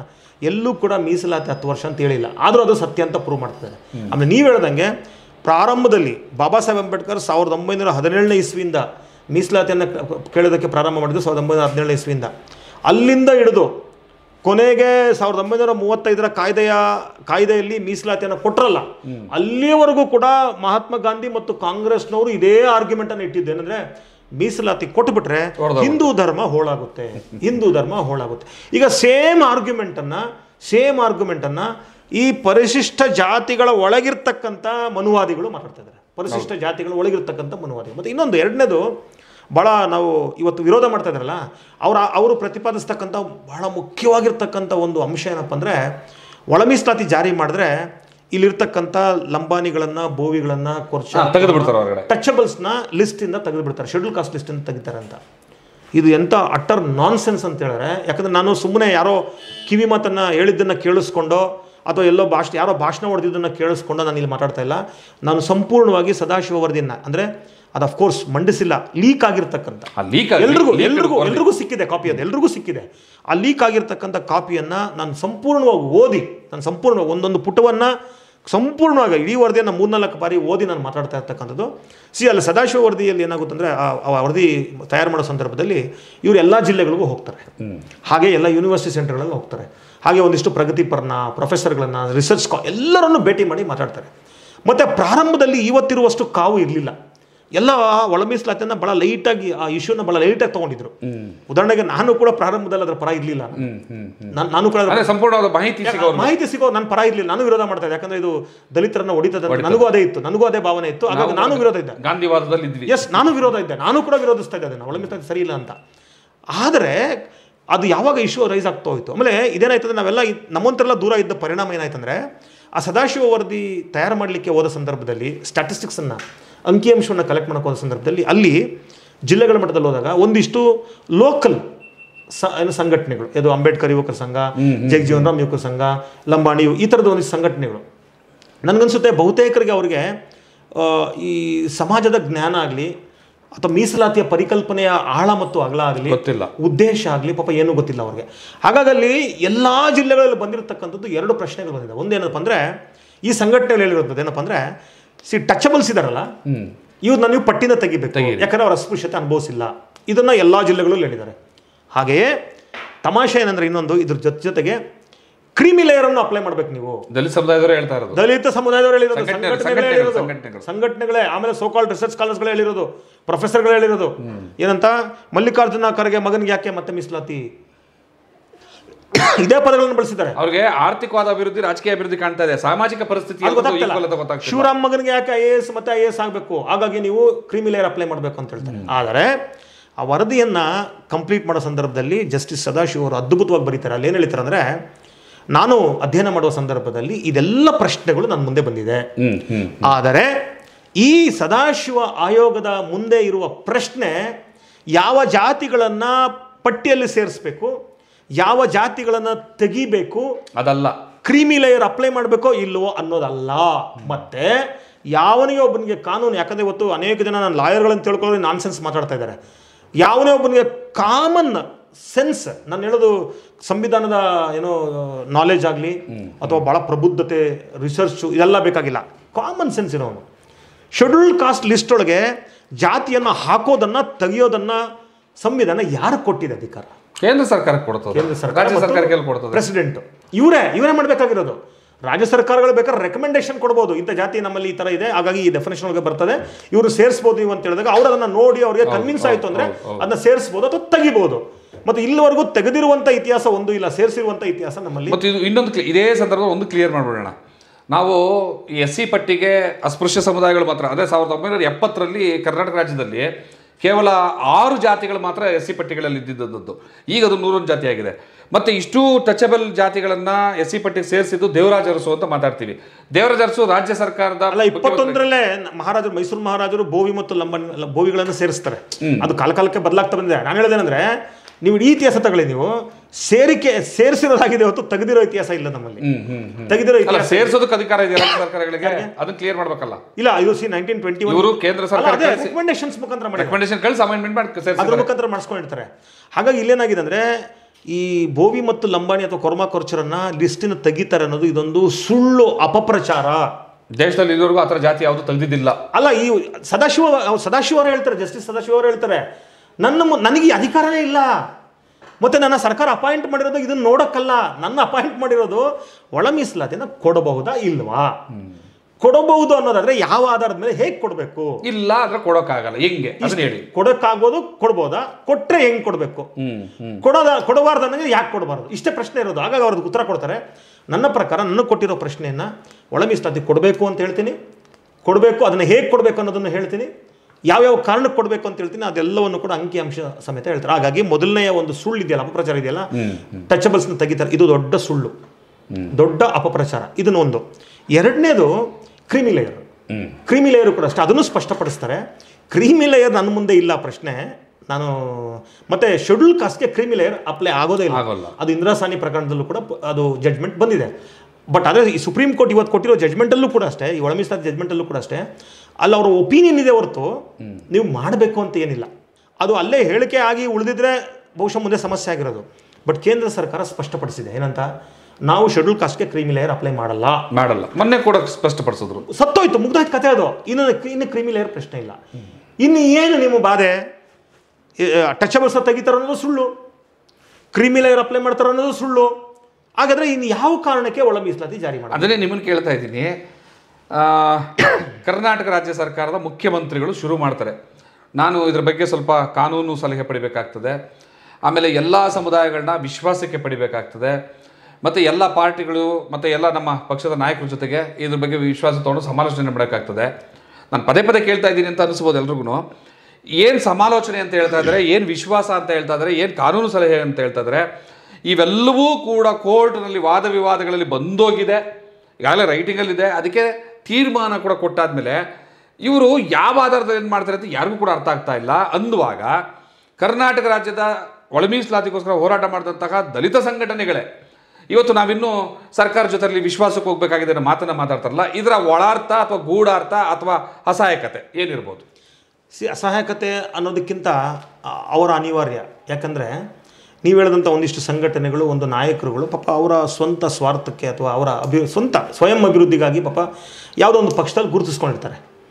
ಈಗ ಆ ಮನೆ ಯಜಮಾನರು ಏನೋ ಹೇಳ್ತಾರೆ, ಅವ್ರು ಯಾರಲ್ಲಿ ಗುರುತು 35 ವರ್ಷ ಇದಕ್ಕೋಸ್ಕರ ಜೀವ ಕೊಟ್ಟಿದ್ದು, ಒದೆ ತಿಂದಿದ್ದು, ಪ್ರಾಣಗಳು ಹೋಗಿದ್ದು, ಕೈಕಾಲು ಕಳ್ಕೊಂಡಿದ್ದು, ಹೋರಾಟ ಮಾಡಿದ್ದು, ಬದುಕನ್ನು ಕಳ್ಕೊಂಡಿದ್ದು, ಹಂಗಾದ್ರೆ ಇವರೇ ಮಾಡ್ಕೊಂಡಿದ್ದಲ್ವ, ಇವರೇ ಮಾಡಿದ್ದಲ್ವ? ಅದಕ್ಕೆ ಅದನ್ನೇ ಹೇಳ್ತಾರೆ. ಈಗ ಅಲ್ಲಿ ನೀವು ನೋಡಿದಾಗ ಪ್ರಾಣ ಕಳ್ಕೊಂಡಿರೋದು, ಮೈ ಕೈಗಳನ್ನು ಊನ ಮಾಡ್ಕೊಂಡಿರೋದು, ಅವರ ಬದುಕುಗಳನ್ನು ಹಾಳು ಮಾಡ್ಕೊಂಡಿರೋದು ಒಂದಿಷ್ಟು ಸಾಮಾನ್ಯ ಕಾರ್ಯಕರ್ತರು ಮತ್ತು ಒಂದಿಷ್ಟು ಲೀಡರ್ಗಳು. ಅವ್ರು ಇವತ್ತು ಕೂಡ ಪ್ರಾಮಾಣಿಕವಾಗಿ ಇದ್ದಾರೆ. ಆದರೆ ಇಲ್ಲೇನಾಗಿದೆ ಅಂದರೆ ಒಂದಿಷ್ಟು ಪೊಲಿಟಿಕಲ್ ಲೀಡರ್ಸ್, ನಾನು ಅವ್ರನ್ನ ಸಮುದಾಯದ ಲೀಡರ್ಗಳು ಅಂತ ಕರೀದಿಲ್ಲ, ನಾನು ಒಂದಿಷ್ಟು ಆಮೇಲೆ ಪೊಲಿಟಿಕಲ್ ಲೀಡರ್ಸು ಅಲ್ಲ ಅವರು. ಪೊಲಿಟಿಕಲ್ ಲೀಡರ್ ಅಂದ್ರೆ ಅಟ್ಲೀಸ್ಟ್ ನೀವು MLA ಆದ್ರೂ ಆಗಬೇಕಾಗಿತ್ತಲ್ಲ. ನೀವು ಗ್ರಾಮ ಪಂಚಾಯತಿ ಮೆಂಬರ್ ಆಗಿಲ್ಲ, ನೀವೇನು ಪೊಲಿಟಿಕಲ್ ಲೀಡರ್ ಆಗ್ತೀರಿ ನೀವು? ಅವ್ರು ಪೊಲಿಟಿಕಲ್ ಲೀಡರ್ಗಳು ಅಲ್ಲ. ಯಾಕಂದ್ರೆ ನೀವು ನೋಡಿ ಮಾತಾಡ್ತಾರೆ, ಒಬ್ಬನು ಗ್ರಾಮ ಪಂಚಾಯತ್. ಇಂಥ ಸಂದರ್ಭದಲ್ಲಿ ಅವ್ರ ಬಗ್ಗೆ ಜಾಸ್ತಿ ಮಾತಾಡಿದೆ. ಇಂಥ ಸಂದರ್ಭದಲ್ಲಿ ಒಳ ಮೀಸಲಾತಿಗಾಗಿ ಹಪಾಹಪಿಸ್ತಿರುವಂತಹ ಈ ಸಮುದಾಯಗಳಿಗೆ ಏನು ಮಾಡ್ಬೋದಾಗಿದೆ ಅಥವಾ ಏನು ಮಾಡೋದಕ್ಕೆ ಸಾಧ್ಯ ಇದೆ, ಏನು ಮಾಡ್ಬೋದು, ಏನು ಹೇಳ್ಬೋದು? ಈಗ ಸಿಂಪಲ್ ಆಗಿ ಈಗ ಸಿದ್ದರಾಮಯ್ಯನವ್ರ ಮುಂದೆ ಇದೆ. ಯಾಕಂದರೆ ಇದು ಸುಪ್ರೀಂ ಕೋರ್ಟ್ ಸ್ಪಷ್ಟವಾಗಿ ಸುಪ್ರೀಂ ಕೋರ್ಟ್ ಹೇಳ್ಬಿಟ್ಟಿದೆ, ಮೀಸಲಾತಿ ಕೊಡೋದು ಬಿಡೋದು ರಾಜ್ಯ ಸರ್ಕಾರಕ್ಕೆ ಬಿಟ್ಟಿರೋದು ಅಂತ. ಆಮೇಲೆ ಈಗ ಸಿದ್ದರಾಮಯ್ಯವರು ಹೇಳ್ತಾರಲ್ಲ, ಸಮಾಲೋಚನೆ ಮಾಡ್ತೀನಿ, ಮಾತಾಡ್ತೀನಿ, ಇದು ನನಗೆ ಭಾಳ ಸಿಟ್ಟು ಬರುತ್ತೆ. ಯಾಕಂತ ಹೇಳಿದ್ರೆ ನಾವು ಸಿದ್ದರಾಮಯ್ಯವ್ರನ್ನ ಕೇಳ್ತಾ ಇರೋದಲ್ಲ, ಸಿದ್ದರಾಮಯ್ಯ ಅವರೇ ತಮ್ಮ ಮ್ಯಾನಿಫೆಸ್ಟೋಲ್ಲಿ ಹೇಳ್ಕೊಂಡಿರೋದು. ಯಾವಾಗ ಚುನಾವಣೆಗೆ ಮೊದಲು, ಅಸೆಂಬ್ಲಿ ಚುನಾವಣೆ ಏನಂತ, ನಾನು ಅಧಿಕಾರಕ್ಕೆ ಬಂದ ತಕ್ಷಣ ಮೊದಲು ಮಾಡೋದೇನಪ್ಪ ಅಂದರೆ ಮೊದಲನೇ ಕ್ಯಾಬಿನೆಟಲ್ಲಿ ಸದಾಶಿವ ವರದಿಯನ್ನು ನಾನು ಕೇಂದ್ರ ಸರ್ಕಾರಕ್ಕೆ ಶಿಫಾರಸು ಮಾಡಿ ಜಾರಿ ಮಾಡಿಸ್ತೀನಿ ಅಂತ. ಈಗ ಕೇಂದ್ರ ಸರ್ಕಾರ ಶಿಫಾರಸು ಮಾಡೋ ಪ್ರಶ್ನೆನೇ ಇಲ್ಲ. ಯಾಕಂದ್ರೆ ಈಗ ಅದು out of the central government purview of the state government. ಈಗ ಅವ್ರು ಮಾಡಬೇಕಾಗಿದೆ ಏನಪ್ಪ ಅಂದರೆ ಸುಪ್ರೀಂ ಕೋರ್ಟ್ ಹೇಳ್ಬಿಟ್ಟಿದೆ.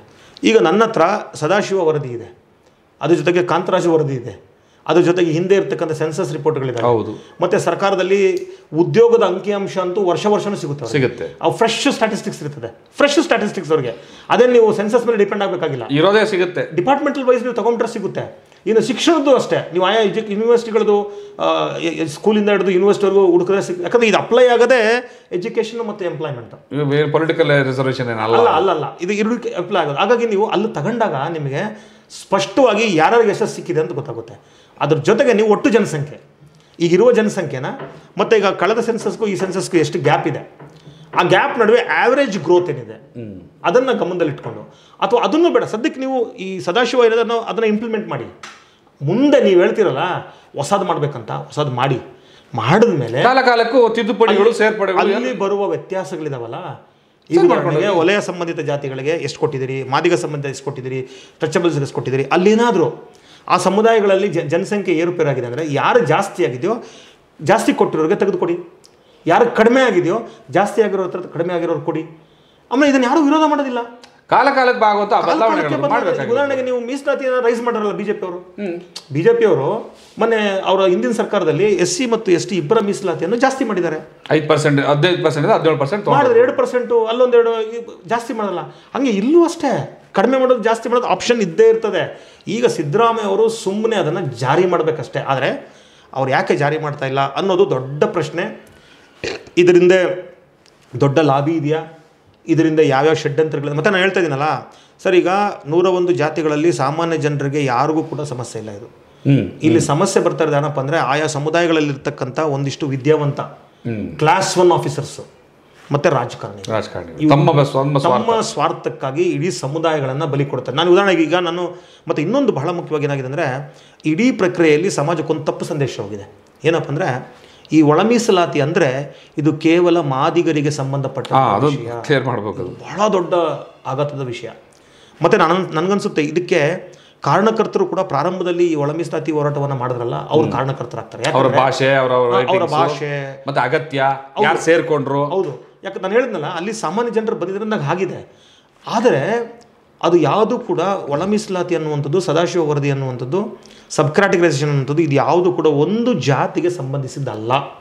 ಈಗ ಸದಾಶಿವ ವರದಿಯಲ್ಲಿ ಅವರು ಮಾದಿಗರಿಗೆ ಮಾತ್ರ ಅನ್ಯಾಯ ಆಗಿದೆ, ಹಾಗಾಗಿ ಮಾದಿಗರಿಗೆ ಇಷ್ಟು ಕೊಡಬೇಕು, ಅಥವಾ ಇಂಥ ಜಾತಿಗೆ ಜಾಸ್ತಿ ಸಿಕ್ಕಿದೆ ಅವ್ರ ಹತ್ರ ಕಿತ್ತು ಕೊಡಬೇಕು ಅಂತ ಎಲ್ಲೂ ಹೇಳಿಲ್ಲ. ಅವ್ರು ಹೇಳಿರೋದು 101 ಜಾತಿಗಳು ಇದ್ದಾವೆ, ಅದರಲ್ಲಿ ಒಂದಿಷ್ಟು ಜಾತಿಗಳಿಗೆ ನಾನು ಮತ್ತೆ ಹೇಳ್ತಾ ಇದ್ದೀನಿ, ನಮಗೆ 15% ಮೀಸಲಾತಿ ಏನಿದೆಯೋ ಅದು ಸಂಪೂರ್ಣವಾಗಿ ಜಾರಿಯಾಗಿಲ್ಲ, ಇಂಪ್ಲಿಮೆಂಟೇಷನ್ ಆಗಿಲ್ಲ. ಅಂದರೆ ನಾವಾಗ ಹೇಳಿದ್ನಲ್ಲ, ನನಗೆ 5 ರೂಪಾಯಿ ಸಿಗಬೇಕಾಗಿತ್ತು, ನನಗೊಂದು 5 ರೂಪಾಯಿ ಅಥವಾ 6 ರೂಪಾಯಿ ಸಿಗಬೇಕಾಗಿತ್ತು, ನಿಮಗೆ ಸಿಗಬೇಕಾಗಿದ್ದು 5 ರೂಪಾಯಿ ನಿಮಗೆ ಸಿಕ್ಕಿಲ್ಲ, ನನಗೆ ಸಿಗಬೇಕಾಗಿರೋ 6 ರೂಪಾಯಿ ನನಗೆ ಸಿಕ್ಕಿಲ್ಲ, ಅಥವಾ 5 ರೂಪಾಯಿ ನನಗೆ ಸಿಕ್ಕಿಲ್ಲ. ನಿಮ್ಗೆ 2 ರೂಪಾಯಿ ಸಿಕ್ಕಿದೆ, ನನಗೆ 1 ರೂಪಾಯಿ ಸಿಕ್ಕಿದೆ. ಹೌದು, ಆಗಾಗ ನನಗೇನು ಅನಿಸ್ತಾ ಇದೆ, ಭಾಸ್ಕರ್ ನನಗಿಂತ ಜಾಸ್ತಿ ತಿಂದುಬಿಟ್ಟಿದ್ದಾರೆ ಅಂತ ನನಗನ್ನಿಸ್ತಾ ಇದೆ. ಆದರೆ ಇಬ್ಬರು ಜಾಸ್ತಿ ತಿಂದಿಲ್ಲ.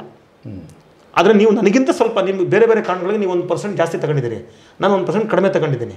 ಹಾಗಾಗಿ ಇಲ್ಲಿ ಕೇಳ್ತಾ ಇರೋದೇನಪ್ಪ ಅಂದರೆ ಇವತ್ತು ನೀವು ಒಳ ಮೀಸಲಾತಿ ಜಾರಿ ಮಾಡಿಬಿಟ್ರೆ ಏನಾಗುತ್ತೆ ಅಂದರೆ ಎಲ್ಲರಿಗೂ ಅವ್ರವ್ರ ಪಾಲು ಸಿಗ್ತದೆ. ಅದ್ರ ಜೊತೆಗೆ ಏನಾಗುತ್ತೆ ಅಂದರೆ ಉದಾಹರಣೆಗೆ ನೋಡಿ, ಈಗ ಕಾಂಪಿಟೇಷನ್ ಜಾಸ್ತಿ ಆಗ್ತಾ ಇದ್ದಂಗೆ ಗ್ರೂಪ್ ಎ ವಲಯ ಸಂಬಂಧಿತ ಜಾತಿಗಳು ಏನೇನಿದೆ ಅಲ್ಲ, ಮಾದಿಗ ಟಚಬಲ್ಸ್ ಇರಲ್ಲ, ಅಲ್ಲೇನಾಗುತ್ತೆ ಕಂಪ್ಲೀಟ್ ಫುಲ್ ಆಗಲಿಕ್ಕೆ ಶುರು ಆಗುತ್ತೆ, ಬೇಡಿಕೆ ಜಾಸ್ತಿ ಆಗುತ್ತೆ. ಆವಾಗ ಏನಾಗುತ್ತೆ ಅಂದರೆ ಆಟೋಮೆಟಿಕ್ ಆಗಿ ನೀವು ಶುರು ಮಾಡ್ತೀರಿ, ನನಗೆ 5 ಕೊಡಬೇಕಾಗಿತ್ತು, ಬಡ್ಡಿ ಮಗನೇ 2 ಕೊಟ್ಟಿದೆಯಲ್ಲ, ಕೊಡೋ ಇನ್ನೂ 3 ಅಂತ, ನನಗೆ 5 ಬರಬೇಕಾಗಿತ್ತು, ಬೇರೆ 1 ಕೊಟ್ಟಿದೆಯಲ್ಲ, ಇನ್ನೂ 4 ಕೊಡು ಅಂತ. ಅವಾಗ ಏನಾಗುತ್ತೆ ಅಂದರೆ ಆಟೋಮೆಟಿಕ್ಕಾಗಿ ಕಂಪ್ಲೀಟಾಗಿ ಎಷ್ಟು ಸಿಗಬೇಕಾಗಿತ್ತು ಅಷ್ಟು ಪೂರ್ಣ ಮೀಸಲಾತಿ ಸಿಗುತ್ತೆ. ಆ ಪೂರ್ಣ ಮೀಸಲಾತಿ ಸಿಕ್ಕಿದಾಗ ಏನಾಗುತ್ತೆ ಅಂದರೆ ನಮ್ಮೆಲ್ರಿಗೂ ಸಮಾನವಾಗಿ ಸಿಗುತ್ತೆ. ಈಗ ನಿಮ್ಗೆ ಸಿಗ್ತಾ ಇರೋದಕ್ಕಿಂತ ಜಾಸ್ತಿ ಸಿಗುತ್ತೆ. ಆಮೇಲೆ ನಾನು ಹೇಳೋಂಥದ್ದು ಇಲ್ಲಿ ದಯವಿಟ್ಟು ಇದನ್ನೇನು ಮಾಡ್ತಾ ಇದ್ದಾರೆ ಅಂದರೆ ಒಂದಿಷ್ಟು ಪಟ್ಟಭದ್ರ ಹಿತಾಸಕ್ತಿಗಳು ವಲಯ ಮತ್ತು ಮಾದಿಗ ಕಾನ್ಫ್ಲಿಕ್ಟಾಗಿ ಪರಿವರ್ತಿಸ್ತಾ ಇದ್ದಾರೆ. ದಯವಿಟ್ಟು ಒಂದು ಗಮನ ಇಟ್ಕೊಳ್ಳಿ, ಒಳ ಮೀಸಲಾತಿ ಕೇವಲ ಮಾದಿಗ ಮತ್ತು ವಲಯದಲ್ಲ. ಇವರಿಬ್ಬರು ಬಿಟ್ಬಿಡ್ರಿ, ನಾವು ನಿಜವಾಗ್ಲೂ ಅಂಬೇಡ್ಕರ್ವಾದಿಗಳಾಗಿದ್ದರೆ, ನಾವು ನಿಜವಾಗ್ಲೂ ಸಂವಿಧಾನವಾದಿಗಳಾಗಿದ್ದರೆ ಮಾದಿಗರನ್ನು ವಲಯರನ್ನ ಬಿಟ್ಬಿಡ್ರಿ. ಇದೇ ಶೆಡ್ಯೂಲ್ ಕಾಸ್ಟ್ ಲಿಸ್ಟಲ್ಲಿ ಬರ್ತಕ್ಕಂಥ ಅನೇಕ ಜಾತಿಗಳು ಪಾಪ ಅವ್ರು ಎಲ್ಲಿದ್ದಾರೋ ಯಾರಿಗೂ, ದಕ್ಕಲಿಗರು, ಮಾಸ್ಟಿಕರು ಎಲ್ಲಿಸ್ಕೊಂಡ್ರೆ ಹೊಟ್ಟೆ ಉರಿತದೆ. ಅವರ ಶಿಕ್ಷಣ, ಅವರ ಉದ್ಯೋಗ, ಈ ಮಾದಿಗರದ್ದು ವಲಯ ಬಿಟ್ಬಿಡ್ರಿ, ಅಟ್ಲೀಸ್ಟ್ ಸ್ವಲ್ಪ ಸಿಕ್ಕಿದೆ ನಿಮ್ಮಿಬ್ರಿಗೂ. ಇನ್ನೂ ಅನೇಕ ಜಾತಿಗಳು ಪಾಪ, ನಾನು ಆ ಜಾತಿಗೆ ಸೇರಿದವನಲ್ಲ, ಆದರೆ ನಾನು ಅಂಬೇಡ್ಕರ್ವಾದಿ. ಹಾಗಾಗಿ ನನಗೆ ಸಾಮಾಜಿಕ ನ್ಯಾಯದ ಪರಿಕಲ್ಪನೆ ನನಗೆ ಚೆನ್ನಾಗಿ ಜಾಗೃತವಾಗಿದೆ. ಹಾಗಾಗಿ ನನಗಿಲ್ಲಿ ಮಾದಿಗರಿಗೆ ಕೊಡಬೇಕು, ವಲಯರು ಕೊಡಬೇಕು ಅನ್ನೋದು ನನ್ನ ವಾದ ಅಲ್ಲ. ಇನ್ನೂ ಅನೇಕ ಜಾತಿಗಳಿದಾವೆ. ಮೀಸಲಾತಿ ಮುಟ್ಟೇ ಇಲ್ಲ ಅವರು. ಮೀಸಲಾತಿ ಅಂದರೆ ಏನಂತ ಗೊತ್ತಿಲ್ಲ ಅವ್ರಿಗೆ. ಇವತ್ತು ಕೂಡ ಅವ್ರಿಗೆ ಆಧಾರ್ ಕಾರ್ಡ್ ಇಲ್ಲ. ಹೌದು, ಇವತ್ತು ಕೂಡ ಅವ್ರಿಗೆ ಒಂದು ವೋಟರ್ ಐಡಿ ಇಲ್ಲ. ಸುಮಾರು 72 ಸಮುದಾಯಗಳು ಸರ್ಕಾರದ ದಾಖಲೆಗಳೆಲ್ಲ ದಾಖಲೆಗಳಿಲ್ಲ. ಯಾರು ಅನ್ನೋದೇ ಗೊತ್ತಿಲ್ಲ. ಹಂಗಾಗಿ ಏನು ಅವ್ರು ನೋಡಿದ್ರೆ ಅಯ್ಯೋ ಅನ್ಸಲ್ವಾ ನಿಮಗೆ? ಅವ್ರನ್ನ ನೋಡಿದ್ರೆ ಅಯ್ಯೋ ಪಾಪ ಅಂತ ಅನ್ಸಲ್ವಾ ನಿಮಗೆ? ಸೊ ಈ ಒಳ ಮೀಸಲಾತಿ ಜಾರಿ ಅದು ನನಗೆ ಖುಷಿ ಯಾಕಾಗುತ್ತಂದರೆ ಆ ಸಮುದಾಯಗಳಿಗೂ ತಲುಪ್ತೀವಲ್ಲ, ಎಲ್ಲ ಸಮುದಾಯಗಳು ಮುಂದೆ ಬರ್ತೀವಲ್ಲ, ಆಮೇಲೆ ಆಟೋಮೆಟಿಕ್ ಅವಾಗ ಒಗ್ಗಟ್ಟು ಶುರುವಾಗುತ್ತೆ. ಹಿಂದುಳಿದ ವರ್ಗದಲ್ಲಿ ಇದೇ ರೀತಿಯಾದಂಥ ಬೈಫರ್ಕೇಶನ್ ಆಗದೆ ಹೋಗಿದ್ದಿದ್ರೆ ಬಹುಶಃ ಅಲ್ಲಿ ಸಣ್ಣ ಸಣ್ಣ ಜಾತಿಗಳು ABCD ವರ್ಗೀಕರಣದಲ್ಲಿ ಸಣ್ಣ ಸಣ್ಣ ಜಾತಿ ಆ ಥರ ಸಿಗಕ್ಕೆ ಸಾಧ್ಯ ಇತ್ತಾ? ಖಂಡಿತ. ಯಾವುದೋ 2-3 ಜಾತಿ ಎಲ್ಲವನ್ನು ಕಬಳಿಸಿ ತಿಂದು ಬಿಡೋದು.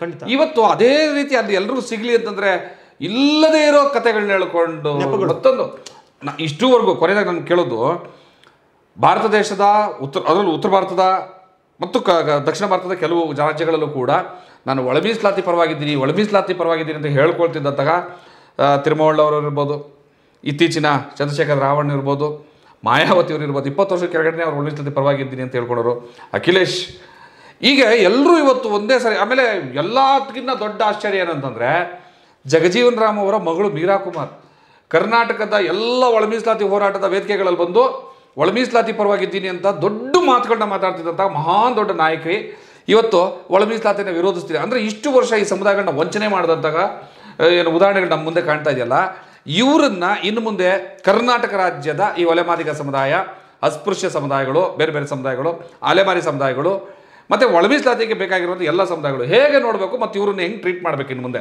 ಏನು ಸೇರಿಸ್ಕೋಬೇಕು, ಅವ್ರನ್ನ ಕರೆದು ಇವ್ರನ್ನ ದೊಡ್ಡವ್ರು ಮಾಡಿ ಕಳಿಸ್ಬೇಕಾ ಅಂತ. ಅದನ್ನೇ ಈಗ ಬಾಬಾ ಸಾಹೇಬರು ಅದನ್ನೇ ಹೇಳಿದ್ದು, I am not against Brahmins, I am against Brahminism ಅಂತ ಹೇಳ್ತಾರೆ. ಕಾಂಚನಂ ಸಾಹೇಬರು ಅದನ್ನೇ ಹೇಳ್ತಿದ್ರು, ನಾನು ಬ್ರಾಹ್ಮಣರ ವಿರೋಧಿ ಅಲ್ಲ, ಬ್ರಾಹ್ಮಣ್ಯದ ವಿರೋಧಿ ಅಂತ. ಅಂದರೆ ಈ ಬ್ರಾಹ್ಮಣ್ಯ ಇವತ್ತು ಎಲ್ರಿಗೂ ಸೋಕ್ಬಿಟ್ಟಿದೆ. ಅದು ಇವ್ರಿಗೂ ಸೇರಿಸ್ಕೊಂಡು ಈಗ ನೀವು ದಲಿತರನ್ನ ತಕ್ಷಣ ಅಂದರೆ ನೀವು ಬ್ರಾಹ್ಮಣ್ಯ ಪಾಲಿಸ್ಬೇಕಾದ್ರೆ ನೀವು ಬ್ರಾಹ್ಮಣರೇ ಆಗಬೇಕಂತೇನಿಲ್ಲ. ಬ್ರಾಹ್ಮಣ್ಯ ಅನ್ನೋದು ಅದೊಂದು ಲಕ್ಷಣ. ಅದು ಏನು ಲಕ್ಷಣ? ಅದು ನಾನೊಬ್ಬನ ಚೆನ್ನಾಗಿರ್ಬೇಕು, ಎಲ್ಲರೂ ಸಿಕ್ಕಿದ್ದೆಲ್ಲ ನನಗೇ ಬೇಕು, ನಾನು ಹೇಳ್ದಂಗೆ ಎಲ್ಲರೂ ಕೇಳಬೇಕು, ಇದೇ ಬ್ರಾಹ್ಮಣ್ಯ. ಅಂದರೆ ನೀವು ನಮ್ಮನ್ನು ಮೇಲ್ಜಾತಿಗಳು ಶೋಷಣೆ ಮಾಡ್ತಾರೆ ಅಂತ ಹೇಳಿ ನೀವು ನಿಮ್ಮ ಕೆಳಗಿರೋರನ್ನ ಶೋಷಣೆ ಮಾಡೋದು ಬ್ರಾಹ್ಮಣ್ಯ ಅಲ್ವಾ? ಮತ್ತು ಇವತ್ತು ಯಾಕೆ ನೀವು ಹೇಳಿದಂಥ ಎಲ್ಲರೂ ಉತ್ತರ ಭಾರತದ ಮತ್ತು ಕೆಲವು ದಕ್ಷಿಣ ಭಾರತದ ನಾಯಕರುಗಳು ಇದನ್ನು ವಿರೋಧ ಮಾಡ್ತಾ ಇದ್ದಾರೆ ಅಂದರೆ ಅದು ಒಂದು ರಾಜಕಾರಣ, ಪಾಲಿಟಿಕ್ಸ್. ಯಾಕಂದರೆ ಆ ಸಮುದಾಯಗಳೇನಾಗಿದೆ ಅಂದರೆ ಆಯಾ ಭಾಗದಲ್ಲಿ ಮೆಜಾರಿಟಿ ಇದ್ದಾರೆ. ಸರಿ, ಅವ್ರು ಬಿಟ್ಬಿಡಿ, ಅವರ ರಾಜಕಾರಣಕ್ಕೆ ನಮ್ಮ ದಕ್ಷಿಣ ಭಾರತದ ಯಾಕೆ ಬರಿ ಆಗಬೇಕು? ಯಾಕೆ ಅವ್ರ ವಾದವನ್ನು ನಾವು ಏನಾಗಿದೆ ಅಂದರೆ ಒಳ ಮೀಸಲಾತಿ ಬಂದು ನಿಮಗೆ ಹೆಚ್ಚು ಆಂಧ್ರ ಪ್ರದೇಶ ಮತ್ತು ಕರ್ನಾಟಕ, ತೆಲಂಗಾಣ ಈ 3 ಭಾಗದಲ್ಲಿ ತೀವ್ರವಾದ ಹೋರಾಟ ಆಗಿದೆ, ಒಂದು ಚಳುವಳಿ ಬೇಕಾಗಿರುವಂಥದ್ದು 3 ದಶಕಗಳ ಚಳುವಳಿ ಆಗಿದೆ. ಆದರೆ ಆ ಭಾಗದಲ್ಲಿ ಏನಾಗಿದೆ, ಚಳುವಳಿ ಆಗಿಲ್ಲ. ಅದು ಅವ್ರಿಗೆ ಅಗತ್ಯ ಅಗತ್ಯತೆಗಿಂತ ಒಳ ಮೀಸಲಾತಿ ಅಂದರೆ ಏನು, ಅದು ಯಾಕೆ ಬೇಕು, ಅದು ಕೊಟ್ಟರೆ ಏನಾಗುತ್ತೆ ಅನ್ನೋ ಪ್ರಜ್ಞೆನೇ ಇಲ್ಲ ಇವ್ರಿಗೆ. ಸರಿ, ಪ್ರಜ್ಞೆ ಇಲ್ದಿದ್ದವ್ರಿಗೆ ಈಗ ನಾನು ಇಲ್ಲಿದ್ದೀನಿ, ನಿನಗೆ ಬೇಕು ನಿನಗೆ ಬೇಡ ಅಂತ ನಿರ್ಧಾರ ಮಾಡೋದಕ್ಕೆ ನಾನು ಯಾರು, ನಾನು ಯಾಕೆ ಹೇಳ್ಬೇಕು ಅದ್ರ ಬಗ್ಗೆ? ಅದನ್ನೇ ಹೇಳ್ತಾ ಇದ್ದೀನಲ್ಲ.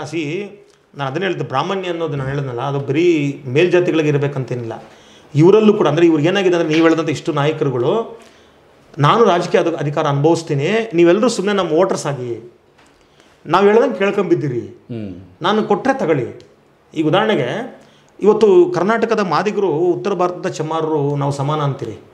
ಆದರೆ ನಾನು ನನ್ನ ವೈಯಕ್ತಿಕವಾದ ಅನುಭವದಿಂದ ಹೇಳ್ತೀನಿ, ಅಲ್ಲಿನ ಚಮ್ಮಾರರು ನಿಮ್ಮನ್ನು ಕೇರೆ ಮಾಡಲ್ಲ. ನಾವು ನಿಮ್ಮವ್ರು ಅಂದರೆ ಅದೇಂಗ್ರಿ ನಮ್ಮವ್ರು ಆಗ್ತೀರಿ ಅಂತಾರೆ ಅವರು. ನೀವು ಬೇರೆ ರೀ ಅಂತಾರೆ. ಇಲ್ಲಿ ಅನ್ಕೊಂಡಿದ್ದಾರೆ ಅಂದ್ರೆ ಚಮ್ಮಾರ ಮಹರ್ಗಳ ಸಮಾನ ಅನ್ಕೊಂಡಿದ್ದಾರೆ. ಅಲ್ಲ, ಮಹರೇ ಬೇರೆ, ಒಲೆಯರೇ ಬೇರೆ, ಚಮ್ಮಾರೇ ಬೇರೆ, ಮಾದಿಗರೇ ಬೇರೆ, ಎಲ್ಲರೂ ಎರಡು ಜಾತಿಗಳು ದೇಶದಲ್ಲಿ ಸಮಾನವಾದ ಜಾತಿಗಳು ಇಲ್ಲ. ಒಂದು ಜಾತಿ ಮೇಲೆ, ಈಗ ಉದಾಹರಣೆಗೆ ಹೊಲೆಯರು ಮಹರ್ ಅಂತ ತಗೊಂಡಾಗ ಮಹರ್ರನ್ನ ಹೊಲೆಯರಿಗಿಂತ ದೊಡ್ಡವರು ಅಂತ ಹೇಳ್ತಾರೆ ಅವರು. ಸೊ ಹಾಗಾಗಿ ಇಲ್ಲಿ ಯಾವ ಜಾತಿಗಳು ಒಂದಲ್ಲ, ಸಮಾನವಾಗಿರ್ಬೋದು. ಸಮಾನ ಜಾತಿಗಳು ಒಂದಿಷ್ಟು ಗುಣಲಕ್ಷಣಗಳು, ಮಹರ್ಗಿರುವ ಗುಣಲಕ್ಷಣಗಳು ಹೊಲೆಯರಿಗಿರ್ಬೋದು, ಚಮಾರಿಗಿರುವ ಗುಣಲಕ್ಷಣಗಳು ಅಥವಾ ಒಂದಿಷ್ಟು ಸಾಮ್ಯತೆಗಳು ಅಥವಾ ಮಾಡೋ ಕೆಲಸ ಇನ್ನೊಂದು ಇವ್ರಿಗೆ ಆಗ್ಬೋದು. ಆದರೆ ಇಬ್ಬರು ಒಂದಲ್ಲ. ಹಾಗಾಗಿ ಏನಾಗಿದೆ ಅಂದರೆ, ಹೊಲೆಯರಿಗಿರುವಂಥ ನೋವು ಮಹರ್ಗಳಿಗೆ ಅರ್ಥ ಆಗಲ್ಲ, ಮಾದಿಗರಿಗಿರುವಂಥ ನೋವು ಚಮಾರಿಗೆ ಅರ್ಥ ಆಗಲ್ಲ. ಹಾಗೆ ಒಂದೊಂದು ಜಾತಿ ಬೇರೆ ಬೇರೆ ಹೆಸರುಗಳಿದಾವಲ್ಲ, ಆ ಒಂದೊಂದು ಜಾತಿಗೂ ಒಂದೊಂದು ಬಾಧೆ ಅರ್ಥ ಆಗಲ್ಲ. ಹಾಗಾಗಿ ಅವರು ಅದನ್ನು ರಾಜಕಾರಣಕ್ಕೆ ಮಾಡಲಿಕ್ಕೋಸ್ಕರ ಅಥವಾ ಅವರ ಹೆಚ್ಚು, ಈಗ ಉದಾಹರಣೆಗೆ ನೀವು ಚಮ್ಮಾರ ತಗೊಂಡಾಗ ನಾರ್ತ್ ಇಂಡಿಯಾ ಇಡೀ ಚಮ್ಮಾರ್ ಬೆಲ್ಟ್ ಅದು. ಪ್ರತಿ ರಾಜ್ಯದಲ್ಲೂ ಅವ್ರು 60%ಗಿಂತ ಮೇಲಿದ್ದಾರೆ. ಹಾಗಾಗಿ ಅವರು 60% ಜನರನ್ನು ಕಳ್ಕೊಬಿಡ್ತೀವಲ್ಲ ಅನ್ನೋ ಆತಂಕದಲ್ಲಿ ಅವ್ರನ್ನ ಒಂದು ಕಡೆ ಇಡ್ಲಿಕ್ಕೆ ಅವರು ಆ ನಾಟಕ ಆಡ್ತವ್ರೆ ಹೊರತು. ಮತ್ತು ಒಳ ಮೀಸಲಾತಿ ಬೇಕು ಅಂತ ಅಲ್ಲಿರೋ ಬೇರೆ ಜಾತಿಗಳು ಧ್ವನಿ ಜೋರಿಲ್ವಲ್ಲ. ಹಾಗಾಗಿ ಯಾರು ಕೇಳ್ತಾ ಇಲ್ಲ, ಹಾಗಾಗಿ ನಾವು ವಿರೋಧ ಮಾಡೋಣ ಅಂತ ಉಡಾಫೆಯಿಂದ ಅದನ್ನು ಮಾಡ್ತಾ ಇರ್ತಾರೆ. ಮತ್ತು ಇನ್ನೊಂದು ಮುಂದುವರೆದು ನನಗನ್ಸೋದು, ಇದು ಬಹುಶಃ ಮೀಸಲಾತಿ ಕೇವಲ ಒಳ ಮೀಸಲಾತಿಗೆ ನಿಲ್ಲಲ್ಲ. ಇದು ಬಹುಶಃ ಇನ್ನೊಂದು 20-30 ವರ್ಷ ಆದಮೇಲೆ ಒಳ ಮೀಸಲಾತಿಯ ಒಳಗೆ ಒಳ ಮೀಸಲಾತಿ ಕೂಡ ಕೂಗು ಬರಬಹುದು. ಬಂದರೂ ಅದು ಮಾಡಬೇಕಾಗ್ತದೆ. ಅವಕಾಶ ವಂಚಿತರಾದಂಥವ್ರು ಯಾವಾಗ ಬೇಕಾದ್ರೂ ಧ್ವನಿ ಎತ್ತಿ. ಉದಾಹರಣೆಗೆ ವಲಯ ಮತ್ತು ಸಂಬಂಧಿತ ಜಾತಿಗಳು, ಈಗ ಉದಾಹರಣೆಗೆ ಒಳ ಮೀಸಲಾತಿ ಮುಖಾಂತರ ಮೀಸಲಾತಿ ಕೊಡ್ತೀವಪ್ಪ. ಹಾಗೆ ಮಾದಕ ಸಂಬಂಧಿತ ಜಾತಿಗಳು, ಈಗ ನಾಳೆ ವಲಯರಲ್ಲಿ ಒಂದಿಷ್ಟು ಜಾತಿಗಳಿದ್ದಾವೆ, ಮಾದಿಗಳಲ್ಲಿ ಒಂದಿಷ್ಟು ಜಾತಿಗಳಿದ್ದಾವೆ. ಆ ವಲಯದಲ್ಲಿರುವಂಥ ಒಳ ಜಾತಿಗಳಲ್ಲಿ ಒಂದಿಷ್ಟು ಜಾತಿಗಳು ಮತ್ತೆ ಒಂದಿಷ್ಟು ಪ್ರಬಲವಾಗಿ ಅವಕಾಶ ಪಡ್ಕೊಳ್ತದೆ, ಒಂದಿಷ್ಟು ಜಾತಿಗಳಿಂದ ಉಳಿತಾರೆ, ಅವಾಗ ಅವ್ರು ಕೇಳ್ಬೋದು. ಹಾಗೆ ಮಾದಿಗರಲ್ಲಿ ನನಗೆ ಇನ್ನೊಂದು ಇಲ್ಲಿಗೆ ಏನೋದು ಸಾರ್ವಜನಿಕವಾಗಿ ಉಟ್ಕೊಳ್ಳೋಂಥ ಪ್ರಶ್ನೆಗಳು ಹೀಗೆ ಹೋಗ್ತಾ ಹೋಗ್ತಾ ಹೋಗ್ತಾ ಅದು ಅರ್ದು ಹಂಚೋಗ್ಬೇಕಾ? ಈ ದಲಿತರು ಹೊಡೆದೋಗ್ತಾರಲ್ಲ ಅನ್ನುವಂಥ ವಾದ ಇದೆಯಲ್ಲ, ಹೀಗೆ ಆಗ್ಬೇಕಾ? ಈ ಮೀಸಲಾತಿ ಅನ್ನೋದು ಅಗತ್ಯ ಇಲ್ಲ, ಅದನ್ನು ಮೀರಿ ನಾವು ಬೆಳಿತೀವಿ ಅನ್ನುವಂತಹ ಒಂದು ಸಂದರ್ಭವನ್ನು ಕೂಡ ಜೊತೆಯಲ್ಲಿ ಹಂಗನ್ಬಿಟ್ಟು ಇದನ್ನು ನಾನು ಧಿಕ್ಕರಿಸಿ ಹೇಳೋದಲ್ಲ, ಆ ಸಂದರ್ಭವನ್ನು ಕೂಡ ನಾವು ಸೃಷ್ಟಿ ಮಾಡ್ಕೋಬೇಕಾ? ಅದಕ್ಕೆ ಬೇಕಾದಂಥ ಏನಾದ್ರು ಜಾಗೃತಿ ಬೇಕಾ ನಮಗೆ?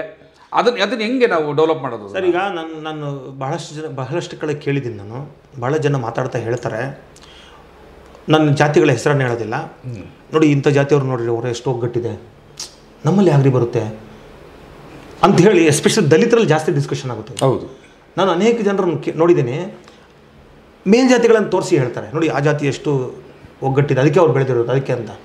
ನಮ್ಮಲ್ಲಿ ಯಾಕ್ರಿ ಒಗ್ಗಟ್ಟು ಬರಲ್ಲ ಅಂತ ಕೇಳ್ತಾರೆ.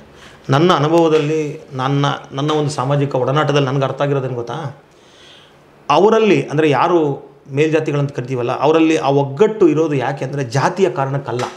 ಒಂದು ನೆನಪಿರಲಿ ನಮಗೆ, ಜಾತಿಯ ಕಾರಣಕ್ಕೆ ಒಗ್ಗಟ್ಟಿಲ್ಲ. ಯಾಕಂದರೆ ಅದು ಒಂದು ಜಾತಿಯಾಗಿ ಉಳಿದಿದೆ. ಉದಾಹರಣೆಗೆ ಒಕ್ಕಲಿಗ ತಗೊಳ್ಳೋಣ, ಒಕ್ಕಲಿಗ ಒಂದು ಜಾತಿ ಅಲ್ಲ, ಬ್ರಾಹ್ಮಣ ಒಂದು ಜಾತಿ ಅಲ್ಲ, ಲಿಂಗಾಯತರು ಒಂದು ಜಾತಿ ಅಲ್ಲ. ಆದರೂ ಅವ್ರು ಯಾಕೆ ಒಗ್ಗಟ್ಟು, ಸಮಾನಾಂತರ ಜಾತಿಗಳ ಸಮೂಹ ಅದು, ಆದರೂ ಯಾಕೆ ಒಗ್ಗಟ್ಟಿದೆ? ಹಾಗೆ ಶೆಡ್ಯೂಲ್ ಕಾಸ್ಟ್ ಒಂದಲ್ಲ, ಇಲ್ಲೂ ಗುಂಪುಗಳಿದ್ದಾವೆ, ಆದರೆ ಇವರಲ್ಲಿ ಯಾಕೆ ಒಗ್ಗಟ್ಟಿಲ್ಲ? ಸಿಂಪಲಾಗಿ ಅರ್ಥ ಮಾಡ್ಕೋಬೇಕಾಗಿದೆ ಏನಂದರೆ, ಅವರು ಒಗ್ಗಟ್ಟಾಗೋದೇನಕ್ಕಪ್ಪ ಅಂದರೆ ತಾವು ಗಳಿಸಿರುವುದನ್ನು ಉಳಿಸ್ಕೊಳ್ಳೋದಕ್ಕೆ. ಈ ಜಾತಿಗಳು ಒಂದಿಷ್ಟು ಆಸ್ತಿಯನ್ನು ಸಂಪಾದನೆ ಮಾಡ್ಕೊಂಡಿದ್ದಾರೆ, ಒಂದಿಷ್ಟು ಭೂಮಿಯನ್ನು ಸಂಪಾದನೆ ಮಾಡ್ಕೊಂಡಿದ್ದಾರೆ, ಒಂದಿಷ್ಟು ಅಧಿಕಾರವನ್ನು ಸಂಪಾದನೆ ಮಾಡ್ಕೊಂಡಿದ್ದಾರೆ. ಈ ಅಧಿಕಾರ, ಭೂಮಿ ಮತ್ತು ಆಸ್ತಿಯನ್ನು ಉಳಿಸ್ಕೋಬೇಕಲ್ಲ, ಅದಕ್ಕೆ ಜಾತಿ ಅನ್ನೋದನ್ನು ಬಳಸ್ಕೊಂಡು ಒಗ್ಗಟ್ಟಾಗಿ ಉಳಿದವ್ರೆ. ಇಲ್ಲಿ ದಲಿತ ಸಮುದಾಯಗಳಲ್ಲಿ ಯಾಕೆ ಒಗ್ಗಟ್ಟಿಲ್ಲ ಅಂದರೆ, ಇವರು ಭೂಮಿನೂ ಗಳಿಸಿಲ್ಲ, ಆಸ್ತಿನೂ ಗಳಿಸಿಲ್ಲ, ಅಧಿಕಾರನೂ ಗಳಿಸಿಲ್ಲ. ಹಾಗಾಗಿ ನೀವು ಉಳಿಸ್ಕೊಳ್ಳುವ ಪ್ರಶ್ನೆನೇ ಬರಲ್ಲ. ನಿಮಗೆ ಉಳಿಸ್ಕೊಳ್ಳೋದಕ್ಕೆ ಏನು ಇಲ್ಲದೆ ಇರೋವಾಗ ಒಗ್ಗಟ್ಟೆಲ್ಲಿಂದ ಬರ್ತದೆ ನಿಮಗೆ? ಈಗ ನೋಡಿ, ಉದಾಹರಣೆಗೆ ಸಿಂಪಲ್, ನಾನು ಅದನ್ನು ಮೈನ್ಯೂಟ್ ಲೆವೆಲಲ್ಲಿ ಹೇಳ್ತೀನಿ. ನಾನು ಒಂದು ಕುಟುಂಬದಲ್ಲಿ ನೀವು ನೋಡಿ, ಎಲ್ಲಿ ಹೆಚ್ಚು ಬಡತನ ಇರುತ್ತಲ್ಲ ಕುಟುಂಬಗಳಲ್ಲಿ, ಬಡತನ ಅಥವಾ ಒಂದು ಮಿಡಲ್ ಕ್ಲಾಸ್ ಫ್ಯಾಮಿಲಿ ಇರ್ತದಲ್ಲ, ಅವರಲ್ಲಿ ಅಣ್ಣ ತಮ್ಮಂದರಲ್ಲಿ ಹೊಂದಾಣಿಕೆ ಇರಲ್ಲ ನೋಡಿ. ಅದೇ ಎಕನಾಮಿಕಲಿ ಸ್ಟ್ರಾಂಗ್ ಇರ್ತಾರೆ ನೋಡಿ, ಶ್ರೀಮಂತರು ಇರ್ತಾರೆ ನೋಡಿ, ಅವರು ಒಟ್ಟಾಗಿರ್ತಾರೆ, ಅವರು ಬೇರೆ ಬೇರೆ ಮನೆಗಳಲ್ಲಿ ವಾಸ ಮಾಡ್ಬೋದು.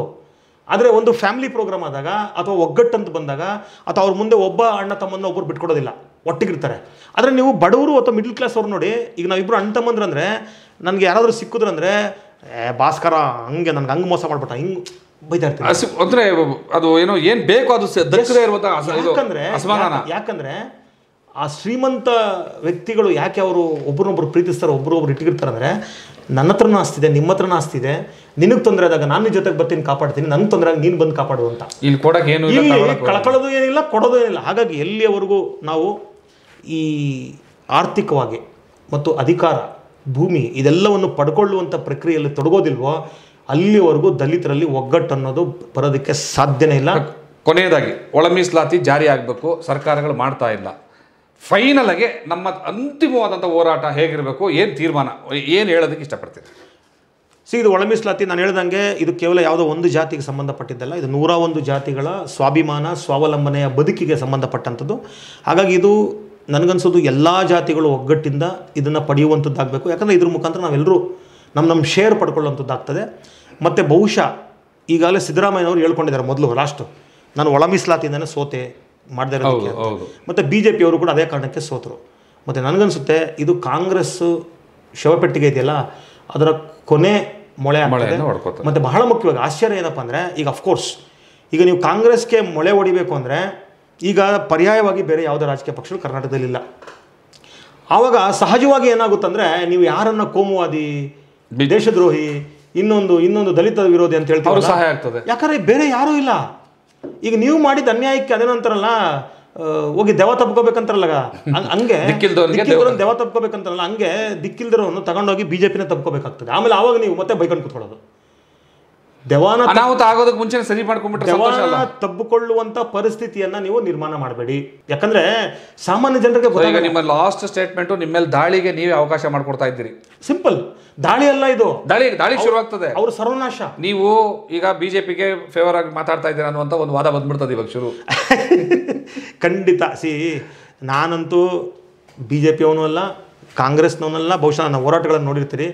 ಯಾವನ್ ತಪ್ಪು ಮಾಡ್ತಾನೋ ಅವನ ನಾನು ನೇರವಾಗಿ ಪ್ರಶ್ನೆ ಮಾಡ್ತೀನಿ, ತಪ್ಪು ಅಂತ ಹೇಳ್ತೀನಿ. ಒಳ ಮೀಸಲಾತಿ ವಿಷಯದಲ್ಲಿ ಬಿಜೆಪಿ ವಿರುದ್ಧವಾಗೂ ಹೋರಾಟ ಮಾಡಿದೀವಿ. ಈ ಹಿಂದೆ ಕಾಂಗ್ರೆಸ್ ಒಳ ಮೀಸಲಾತಿ ಜಾರಿ ಮಾಡದೆ ಹೇಗೆ ಬಿಜೆಪಿಗೆ ಸಹಾಯ ಆಯ್ತು, ಬಿಜೆಪಿ ಹೇಗೆ ಮೋಸ ಮಾಡಿ ಅದು ಮತ್ತೆ ಕಾಂಗ್ರೆಸ್ ಸಹಾಯ ಆಯ್ತು, ಮತ್ತೆ ವಯಸ್ಸ ವರ್ಷ ಇದು ಹೋಗ್ತಾ ಅಂದ್ರೆ ನಾನು ಹೇಳೋದು ಏನ್ ಹೇಳಕೊಂಡೆ ಅಂದ್ರೆ ಮತ್ತೆ ಬಿಜೆಪಿ ಕರ್ನಾಟಕದ ಅಧಿಕಾರಕ್ಕೆ ಬಂತು ಅಂದ್ರೆ ಅದಕ್ಕೆ ಕಾರಣ ಯಾರಾಗ್ತೀರಿ ಅಂದ್ರೆ ಕಾಂಗ್ರೆಸ್ನವರೇ ಆಗ್ತೀರಿ. ಹಾಗಾಗಿ ಯಾರನ್ನು ನೀವು ದೂಷಣೆ ಮಾಡಿ ಬೇರೆಯವ್ರನ್ನ ಪ್ರಶ್ನೆ ಮಾಡಂಗಿಲ್ಲ. ಅವಾಗ ನೀವು ಹೊಣೆ ಎತ್ಕೋಬೇಕು. ನಮ್ಮಿಂದನೇ ಇವತ್ತು ಬಿಜೆಪಿ ಅಧಿಕಾರಕ್ಕೆ ಬಂದಿರೋದು ಅಂತ ಹೊಣೆ ತಗೋಬೇಕು ನೀವು. ಹಾಗಾಗಿ ನೀವು ಸಾಮಾಜಿಕ ನ್ಯಾಯ, ನಮ್ಮ ಸಿದ್ದರಾಮಯ್ಯ ಹೇಳ್ತಾರಲ್ಲ ಸಾಮಾಜಿಕ ನ್ಯಾಯ ಮತ್ತೆ ನೋಡಿ, ಉದಾಹರಣೆಗೆ ಇಷ್ಟು ದಿನ ನಾವು TSW ಇದು ಏನೋ SCP TSP ತಿಂದಿಲ್ಲ ಅಂತ ಒಪ್ಕೊಂಡಿದ್ದಾರೆ. ತಪ್ಪಾಯ್ತು ಅಂತ ಒಪ್ಕೊಂಡು ನಾಳೆ ನೀವು ಅಷ್ಟೇ ಮಿತಿ ಮೀರಿ ಹೋದ್ಮೇಲೆ ಮತ್ತೆ ಇದನ್ನ ಒಪ್ಕೊಂಡು ಅಯ್ಯೋ ಮನೇಲಿ ಕುತ್ಕೊಂಡೆ ಅಂತ ಹೇಳ್ಬಿಡಿ ನೀವು. ಈಗ ತಪ್ಪಾಯ್ತು ಅಂತ ಒಪ್ಕೊಂಡಾದ್ಮೇಲೆ ತಪ್ಪು ಒಪ್ಕೊಂಡೆ ಅಂತಂದ್ರೆ ಅದಕ್ಕೆ ಪರಿಹಾರ ಕೂಡ ಮಾಡ್ಕೋಬೇಕಲ್ಲ, ದುಡ್ಡು ವಾಪಸ್ ಕೊಡ್ಬೇಕಲ್ಲ. ಮುಂದೆ ಮಾಡಲ್ಲ ಅಂತಾರಲ್ಲ ಅವರು. ಏನ್ ಮುಂದೆ ಮಾಡಲ್ಲ? ಅಂದ್ರೆ ಕಳ್ತನ ಮಾಡಿದ್ದು ಈಗ ನಾನು ಕಳ್ಳ ಕದ್ದು ಬಿಟ್ಟಿರ್ತೀನಿ, ನಾಳೆ ಮಾಡಲ್ಲ, ಇವಾಗ ಬಿಟ್ಬಿಡ್ಬೇಕಾದ್ರೆ ಇದು ವ್ಯವಸ್ಥೆ. ಇದು ಈಗ ನಾನು ಹೇಳೋದು ಇದನ್ನ ನಾವು ಕೇಳಬೇಕಾಗಿರಲ್ಲ, ಕಾಂಗ್ರೆಸ್ ಪಕ್ಷದಲ್ಲಿರುವಂಥ ದಲಿತ ನಾಯಕರು ಕೇಳಬೇಕಿದೆ. ಕಾಂಗ್ರೆಸ್ ಅಲ್ಲಿದ್ದಂತಹ ದಲಿತ ನಾಯಕರು ಮತ್ತೆ ಸಂಘಟನೆಯವರು ಕೂಡ ಸಿದ್ದರಾಮಯ್ಯವ್ರು ಮಾಡಿದ್ದೇನು ತಪ್ಪು ಇಲ್ಲ ಅಂತ ಮಾತಾಡ್ತಿದ್ರಲ್ಲ, ಈಗ ಅವ್ರ ಮುಖಭಂಗ ಆಯ್ತಲ್ಲ. ಅದು ಇದ್ದಿದ್ರೆ ಯಾಕಲ್ಲಿರುತ್ತಿದ್ರು ಅವರು. Okay sir, thank you very much. ಸ್ನೇಹಿತರೆ, ಒಳ ಮೀಸಲಾತಿಯ ಹೋರಾಟದ ಅಗತ್ಯತೆ ಮತ್ತು ಅದು ಸಣ್ಣದೊಂದು ಇತಿಹಾಸ ಮತ್ತು ಈಗ ಸುಪ್ರೀಂ ಕೋರ್ಟ್ ತೀರ್ಪೇನು, ಇದನ್ನು ಜಾರಿಗೆ ತರದೆ ಹೋದರೆ ಕಾಂಗ್ರೆಸ್ ಸರ್ಕಾರಕ್ಕೆ ಆಗುವಂತಹ ಗತಿ ಏನು, ಎಲ್ಲ ವಿಚಾರಗಳನ್ನ ಭಾಳ ಡೀಟೇಲ್ ಆಗಿ ನಮಗೆ ತಿಳಿಸ್ಕೊಟ್ಟಿದ್ದಾರೆ. ರಾಜ್ಯಕ್ಕೆ ಒಂದು ಸಂದೇಶವನ್ನು TV14 ಮೂಲಕ ಕೊಡೋದಕ್ಕೆ ಇಷ್ಟಪಡ್ತಾ ಇದ್ದೀವಿ. ಒಳ ಮೀಸಲಾತಿ ಜಾರಿ ಆಗಲಿಲ್ಲ ಅಂದರೆ ಬಹುಶಃ ಅದು ಕಾಂಗ್ರೆಸ್ಸಿನ ಏನದು ಶವಪೆಟ್ಟಿಗೆಗೆ ಕೊನೆ ಮಳೆ ಹೊಡೆದಾಗೆ ಅಂತ ಹೇಳಿದ್ದಾರೆ. ಅದು ಬಹುಶಃ ಹಂಗೆ ಆಗ್ಬೋದು. ಹಂಗೆ ಆಗದೇ ಇರುವ ರೀತಿಯಲ್ಲಿ ಎಚ್ಚರಿಕೆ ಅಂತ ತಗೊಳ್ಳುವಂಥ ಕೆಲಸ ಕಾಂಗ್ರೆಸ್ ಸರ್ಕಾರದ್ದು ಅಂತ ಹೇಳ್ತಾ ನಾನು ಪ್ರೊಫೆಸರ್ ಹರಿರಾಮ್ ಅವರಿಗೆ ಧನ್ಯವಾದಗಳನ್ನ ಅರ್ಪಿಸ್ತಾ ಈ ಕಾರ್ಯಕ್ರಮ ಮುಗಿಸ್ತಾ ಇದ್ದೀನಿ. ತಮಗೂ ಶುಭವಾಗಲಿ. ನಮಸ್ಕಾರ. ಜೈ ಭೀಮ್.